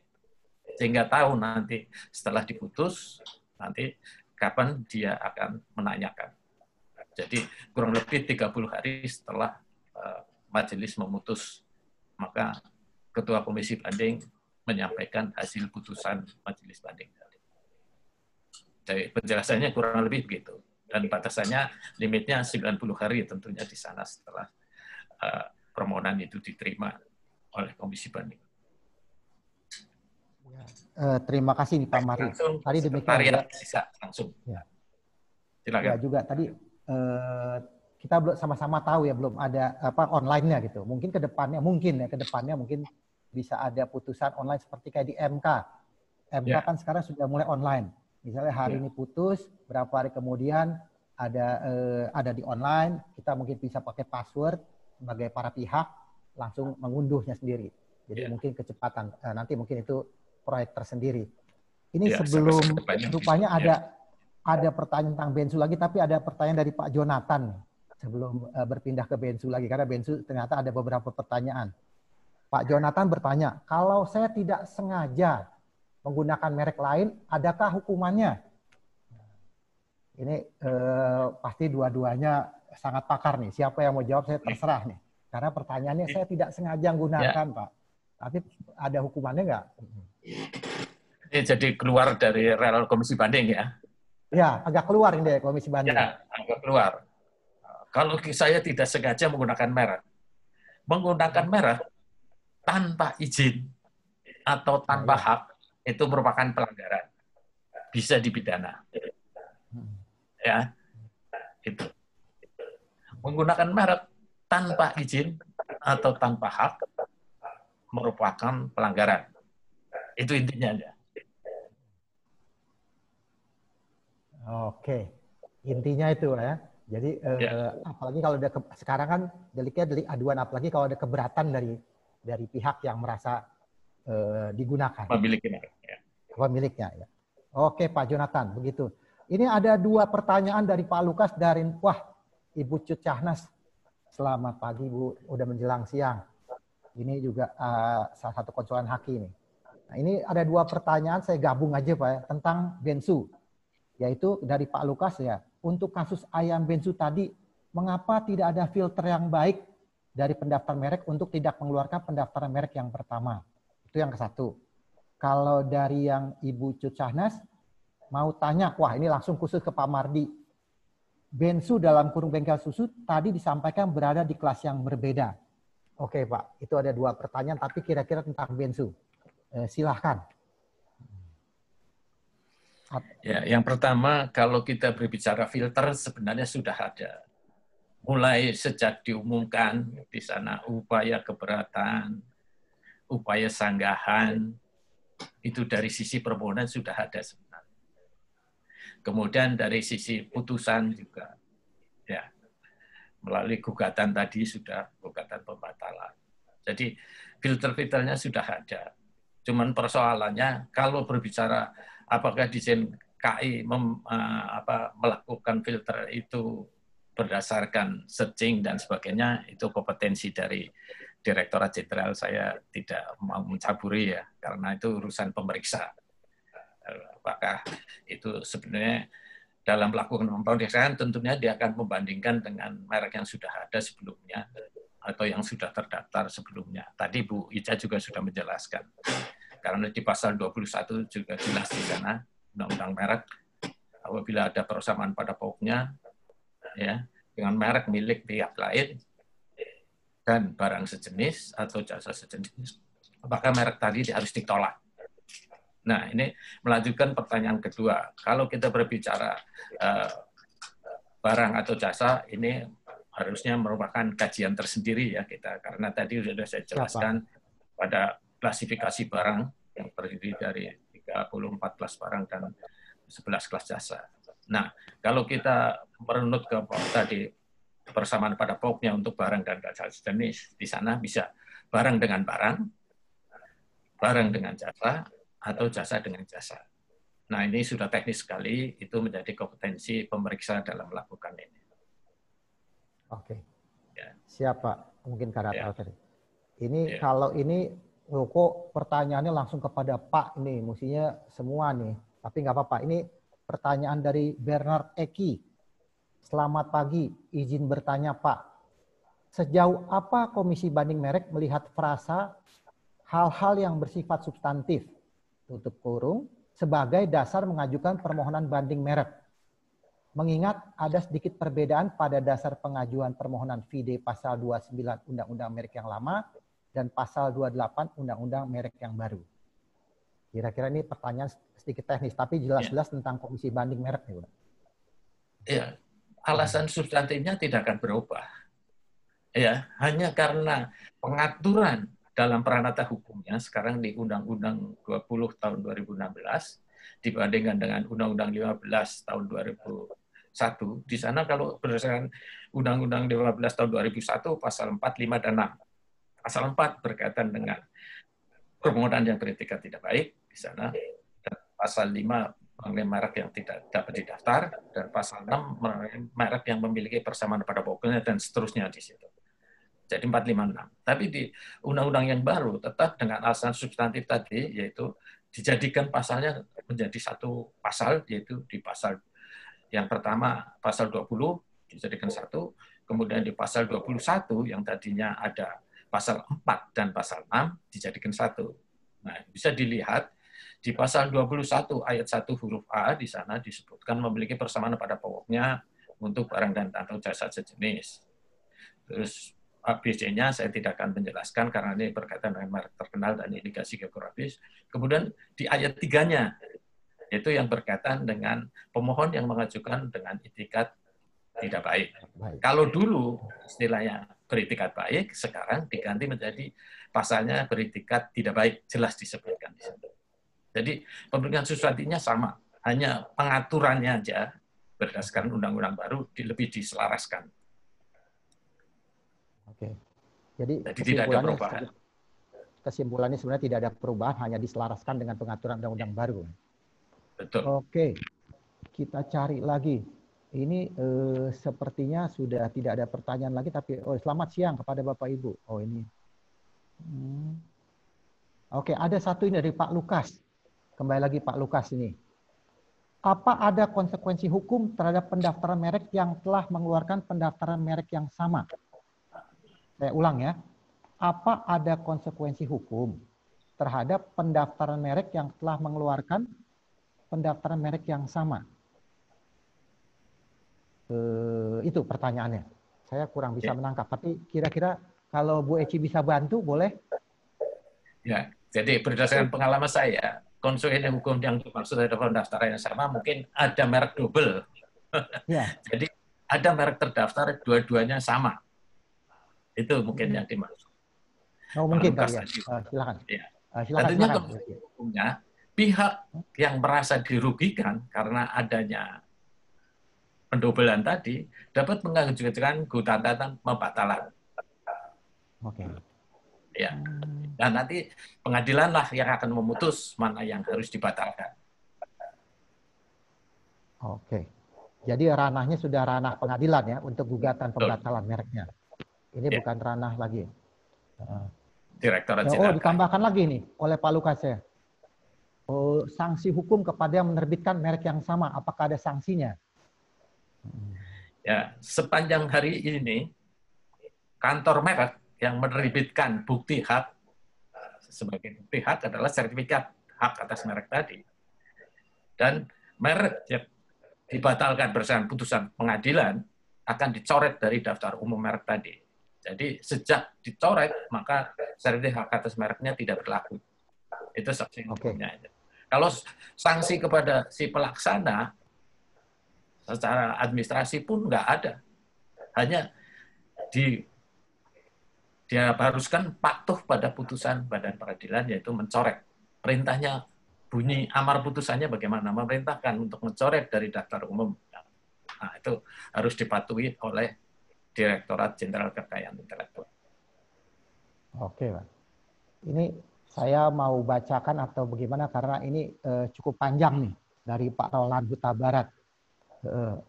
Mungkin kalau di gaya medsos sudah panjang sekali nih.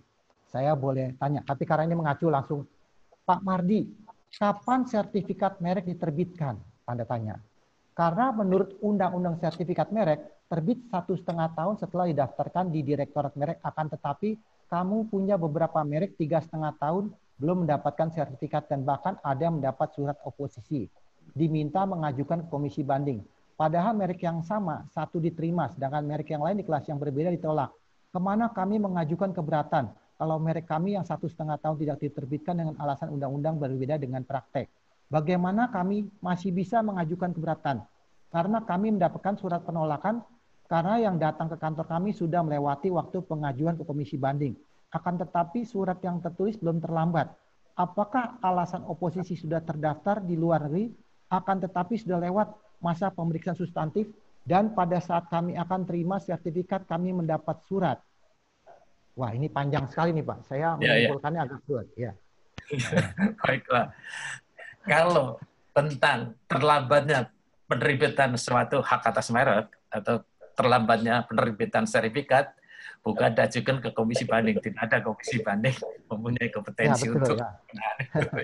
Ya. Jadi ini jawabannya bukan ke komisi banding, tapi ya. Permohonan pendaftaran merek, ya silahkan ajukan ke komisi banding. Itu dulu yang pertama. Masalah terlambatnya suatu penerbitan sertifikat, walaupun undang-undang sudah dinyatakan secara limitatif di sana suatu tahapan proses-proses tadi yang Bu Rahmita sudah jelaskan dari permohonan sampai terbitnya suatu merek. Itu ya tentunya kalau memang itu tanyakan ke Ombudsman kalau hal-hal kayak gitu sampai terlambat sekian tahun. Tapi ada batasan-batasan, apalagi sekarang sudah online, mungkin lebih cepat Karena dari pemeriksaan 150 hari, setelah pemeriksaan itu tentunya dalam waktu berapa hari akan diterbitkan, Menteri akan menerbitkan sertifikat. Nah, tentunya akan langsung disampaikan kepada pemohon. Batasannya berapa lama kalau tidak diambil? 18 bulan tidak diambil, maka dianggap ditarik kembali. Jadi kalau kenapa terlambat? Yaitu secara teknis tanyakan ke Direktorat Jenderal. Sekarang. Apalagi sudah online, saya rasa lebih cepat. Mungkin ini perlu perjelas kepada Pak Roland. Topik kita hari ini adalah tentang komisi banding merek. Jadi lebih spesifik lagi, bukan ke arah pendaftaran. Karena kalau tadi juga ada ketidakpuasan dengan proses pendaftaran, ya arahnya nanti bisa ke ombudsman. Ya, kira-kira itu yang dapat disimpulkan. Nah, ini boleh dari Pak Cecep Sumarno. Sumber sengketa sumber sengketa utamanya pasal 21 ayat 3. Apakah termasuk apabila seorang mendaftarkan merek jasa kelas 43, sementara yang bersangkutan tahu kalau nama tersebut digunakan untuk merek kelas barang 30. Jadi kelihatannya dia sudah tahu ada di kelas 30, tapi dia daftarkan juga di kelas 43. Sumber sengketa utamanya pasal 21 ayat 3. Ini mohon dijelaskan. Ya. Nah, tadi kembali ke masalah persamaan pada pokoknya untuk barang dan atau jasa sejenis ya. Jadi di sana untuk penjenisan barang ini bisa barang dengan barang, jasa dengan jasa, kemudian jasa dengan barang.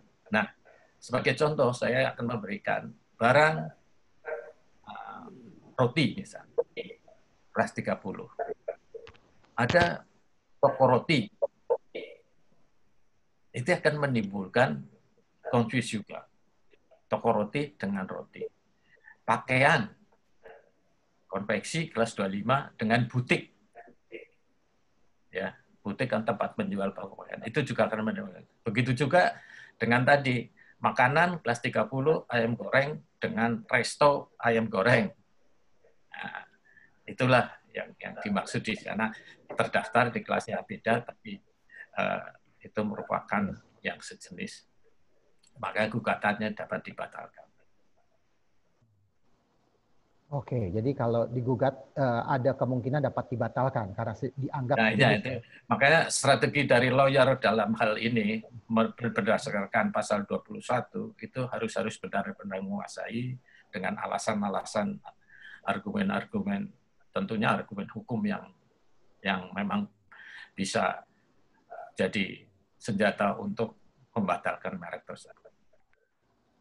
Mungkin dapat digali lagi menarasikan apa itu sejenis kali mungkin ya. Ya. Oke, ini ada pertanyaan lagi kepada para narasumber. Berapa lamakah respon dari komisi banding? Saya mengajukan banding. Saya ulangi, kepada para narasumber, berapa lamakah respon dari komisi banding? Saya mengajukan banding. Ini pertanyaan dari Ibu Cut Cahnas.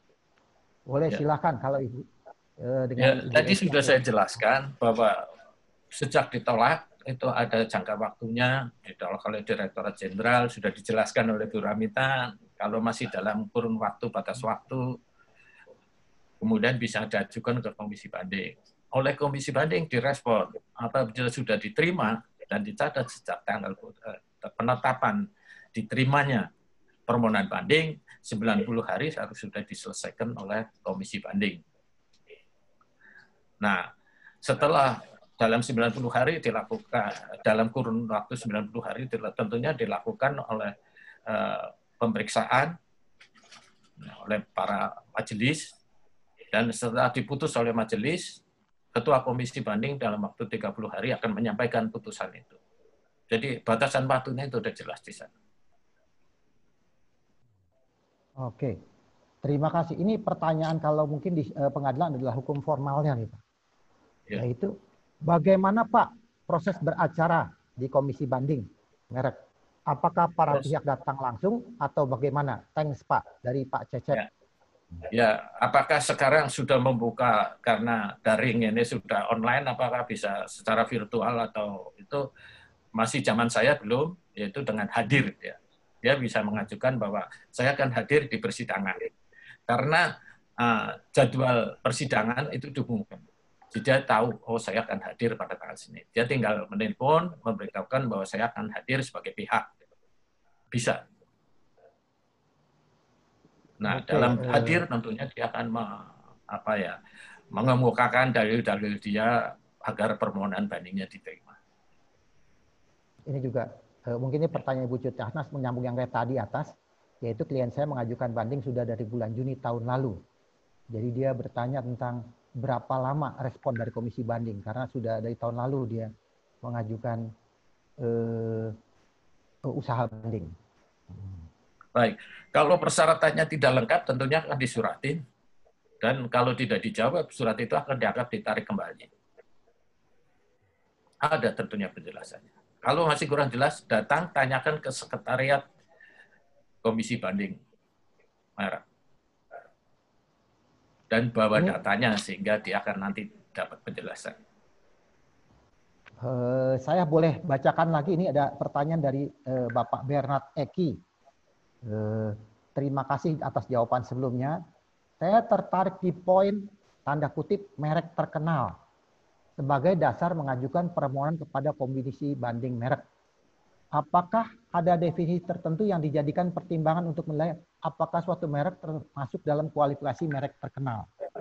Ini memang pertanyaan-pertanyaan yang selalu umum nih Pak. Mendefinisikan apa itu merek terkenal. Nah, ngajukan ke komisi banding dengan alasan merek terkenal kalau permohonan si pemohon banding tadi ditolak dengan alasan pasal 21 ayat 1 huruf B atau huruf C. Kalau alasannya ditolak pakai pasal 21 ayat 1 huruf A, dia ngomongkan merek terkenal, ya tidak akan digubris itu. Itu bukan dasar alasan. Alasan penolakannya dilihat dulu. Oke. Ya. Jadi, nah, nanti kalau kita lebih luas akan berbicara kriteria merek terkenal, bisa dilihat peraturan menteri ya nomor 67 tahun 2016. Di sana ada itu tentang kriteria merek terkenal. Bisa dilihat. Ini juga menarik nih, satu lagi nih dari Pak Fadli. Izin bertanya kepada para narasumber, apakah pasal 74 ayat 2 penghapusan diajukan oleh pihak lain atas merek yang sudah tidak digunakan 3 tahun berturut-turut, dan apa yang menjadi dasar bahwa merek memang tak digunakan menurut komisi banding merek, dan bagaimana prosedur dalam pengajuannya? Terima kasih. Mungkin Bu Rahmita mau jawab? Ya, Eci, silakan Bu Eci. Bapak aja Pak. Bapak aja Pak. Baik. Ini karena kalau penghapusan gugatan ini kan maksudnya gugatan penghapusan.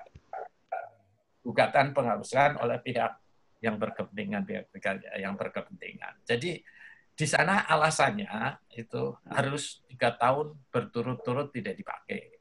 Tadi kalau nggak salah sudah dijelaskan di depan di sana. Jadi pihak berkepentingan di sana apa? Mungkin bisa pemilik merek terdaftar di sana. Ada pemilik merek terdaftar yang merasa ini mereknya akan dihapuskan gini-gini atau dihapuskan.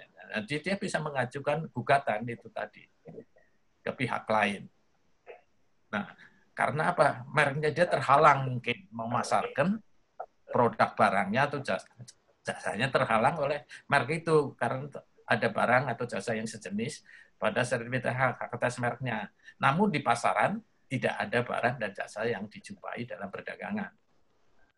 Nah, itu tentunya pihak yang merasa terhalang bisa membuktikan, maka hakim tentunya akan punya keyakinan bahwa merek ini tidak dipergunakan, maka dihapuskan. Siapa? Ini ada pertanyaan dari awal aja dari Ibu Dwi nih. Ini saya bisa bacakan nih dari Ibu Dwi. Selamat pagi Bapak Sumardi. Saya ingin menanyakan suatu hal yang klasik. Wah, klasik berarti ini hobinya nih. Saya ingin menanyakan kebijakan yang diterapkan oleh Komisi Banding Merek pada saat ini terkait dengan batas waktu pengajuan banding. Saya pernah mengajukan permohonan banding melalui loket tetapi ditolak oleh loket. Dalam kurung, padahal pihak loket tidak berwenang untuk menolak permohonan apapun yang masuk.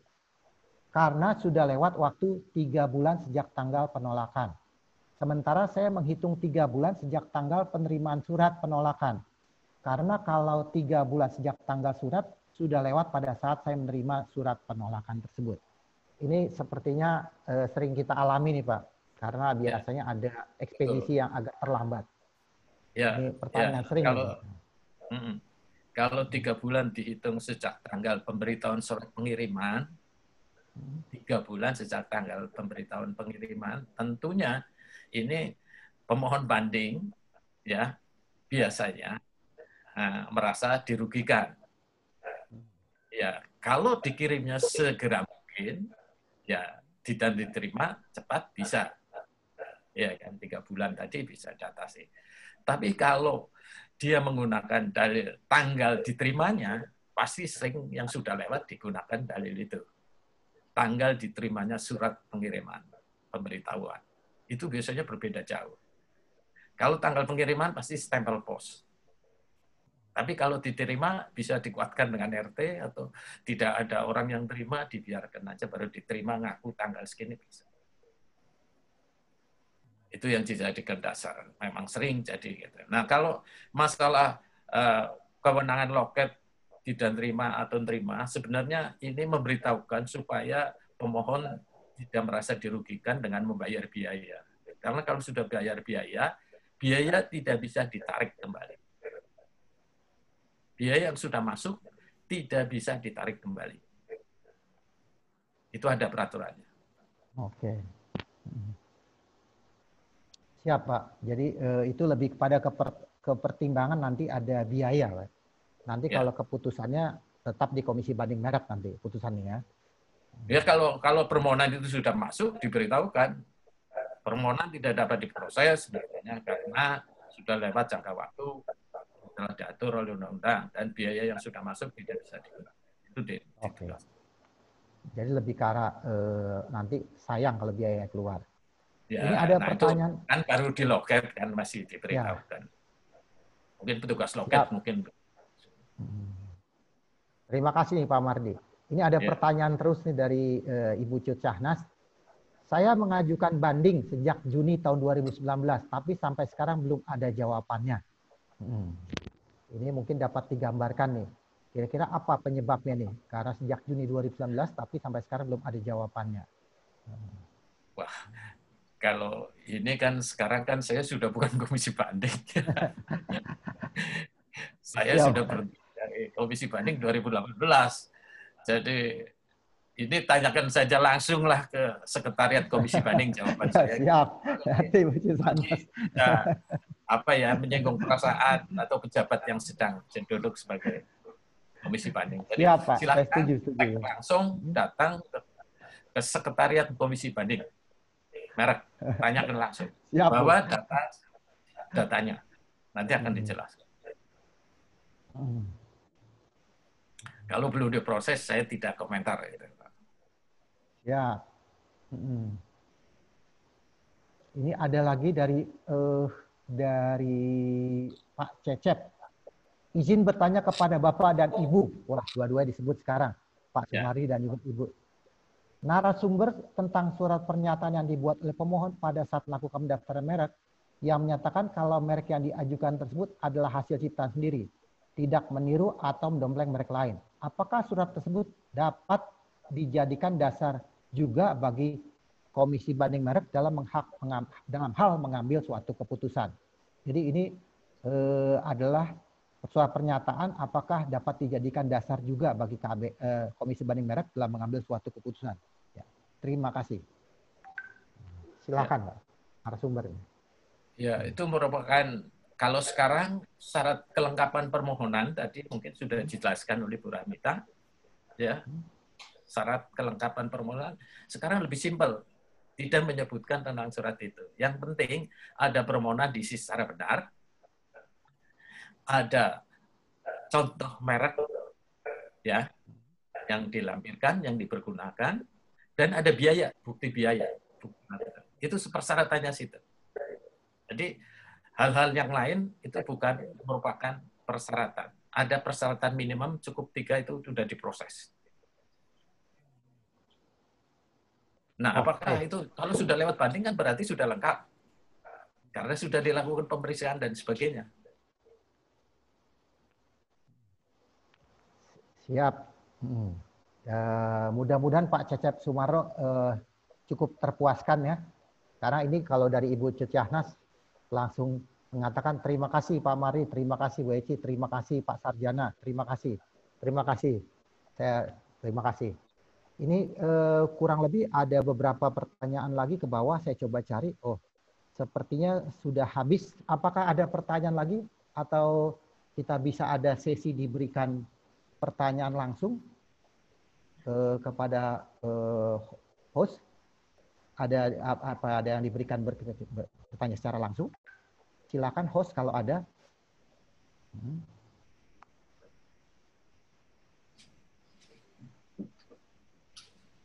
Nah, kalau tidak ada, saya bisa kita tunggu sebentar. Apa ada pertanyaan diberikan secara langsung?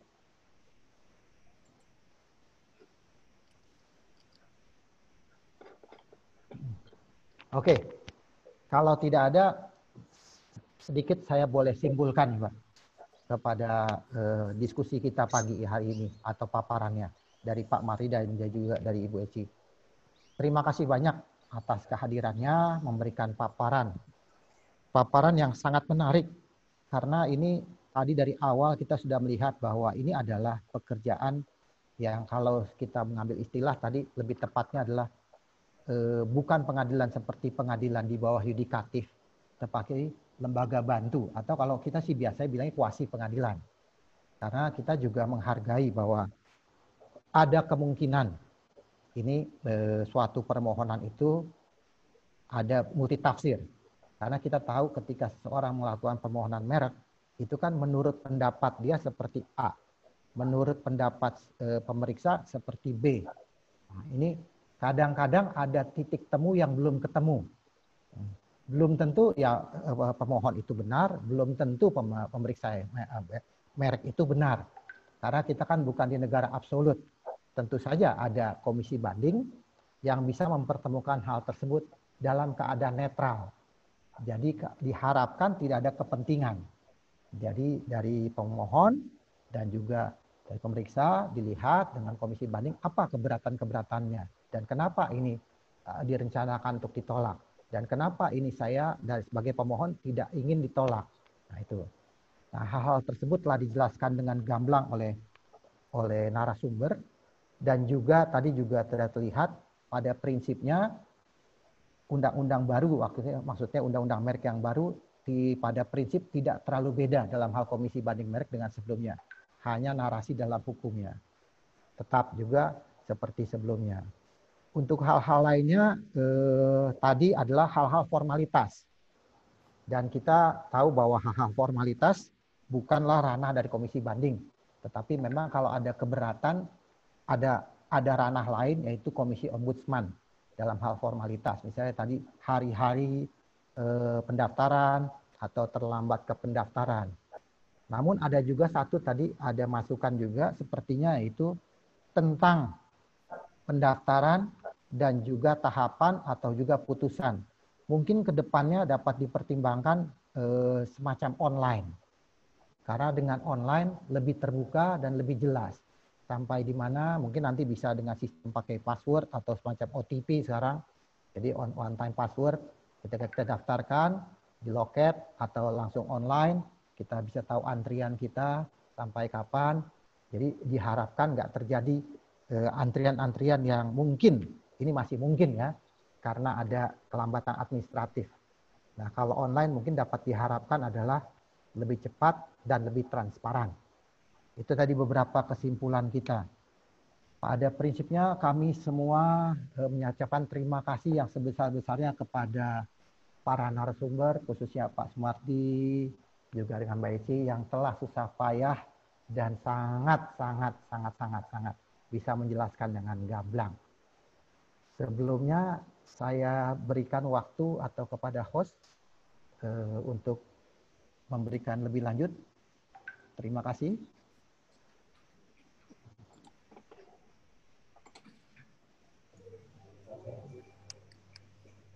Oke, baik, Bapak. Kemudian, terima kasih banyak ya, Pak.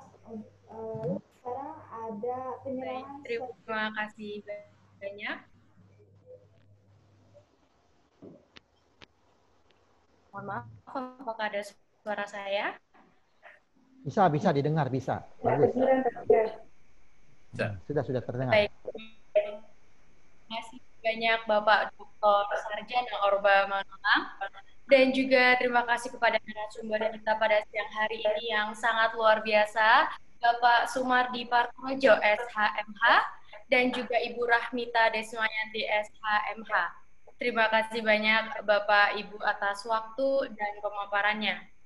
Baik, untuk acara selanjutnya yaitu penyerahan e-certificate, penyerahan secara simbolis dari Ketua HIKAT kepada narasumber dan moderator. Kepada Ibu Ida Hairani SHMH, saya persilahkan.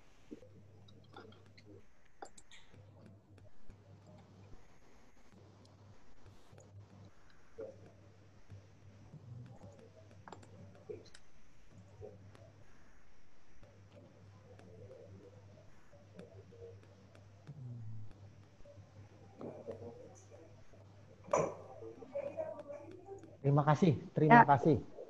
Tes ya.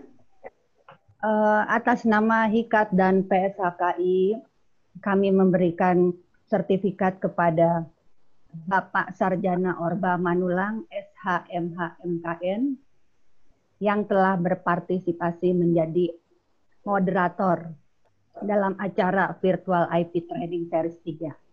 Mohon diterima Pak Orba. Terima kasih banyak atas peran sertanya. Oke. Untuk selanjutnya, ya, host, next. Selanjutnya, kami serahkan sertifikat kepada narasumber, yaitu Ibu Rahmita Desmayanti, SHMH, yang telah berkenan menjadi narasumber dalam acara IP Series ketiga ini. Mohon diterima Ibu Rahmita Desmayanti. Terima kasih, Mbak Ida. Ya, terima kasih. Selanjutnya,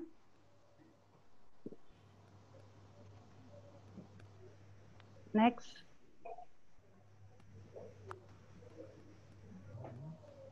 Selanjutnya, saya serahkan sertifikat kepada narasumber Bapak Sumardi Partojo, SHMH, yang telah menjadi narasumber dalam acara series 3. Pada kesempatan ini pula, mohon perkenannya Bapak untuk menjadi anggota kehormatan dari HIKAT, Pak, yang kami berharap Bapak secara rutin balik ke kampus, ke Fakultas Hukum Universitas Trisakti. Jadi mohon perkenannya Bapak, kami mengangkat Bapak sebagai anggota kehormatan. Demikian Pak, mohon diterima. Terima kasih. Bisa Bapak memberikan sepatah dua patah atas adanya pengangkatan Bapak sebagai anggota kehormatan dari kami, Pak. Waduh, ini satu kehormatan mengingat saya sudah uzur nih Bu, saya sudah 70 tahun.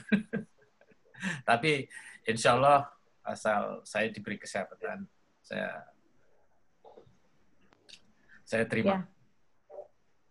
Terima kasih banyak Pak Sumardi. Semoga kita semua diberikan kesehatan oleh Allah Subhanahu wa taala. Untuk selanjutnya kami serahkan sertifikat kepada Mbak Adia Tatia Maharani Mahputri, Sarjana Hukum, yang telah berpartisipasi menjadi MC dalam acara hari ini. Terima kasih banyak Mbak Adia Tatia. Mohon diterima.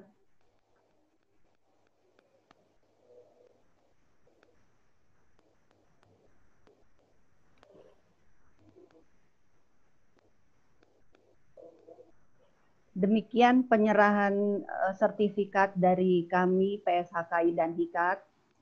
Kami kembalikan acara ke Mbak Adia selaku MC. Silakan.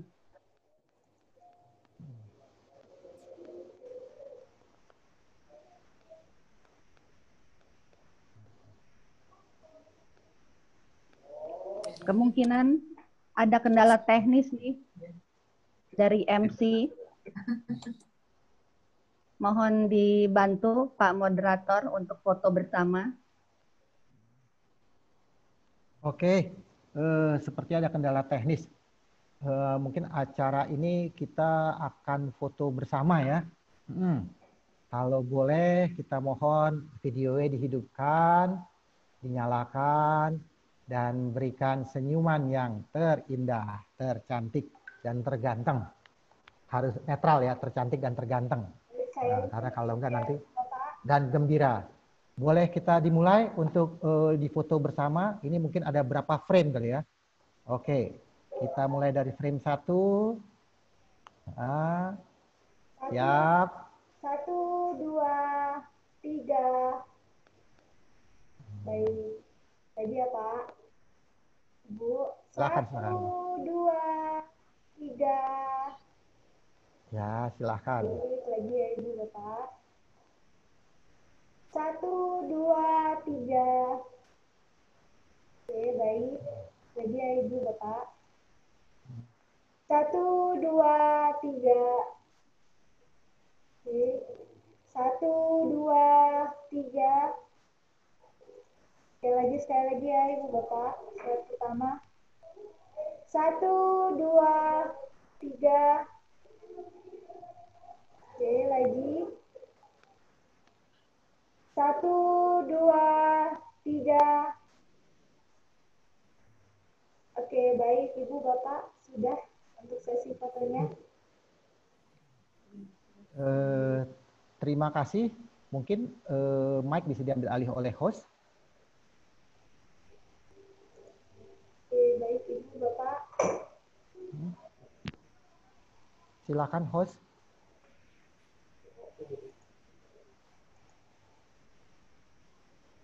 Silakan host untuk menutup acaranya. Terima kasih Bapak Sarjana.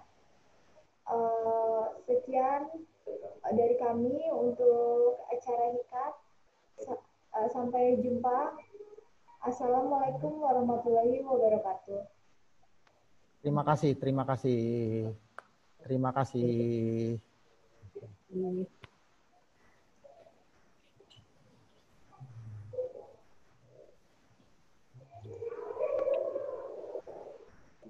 Oke.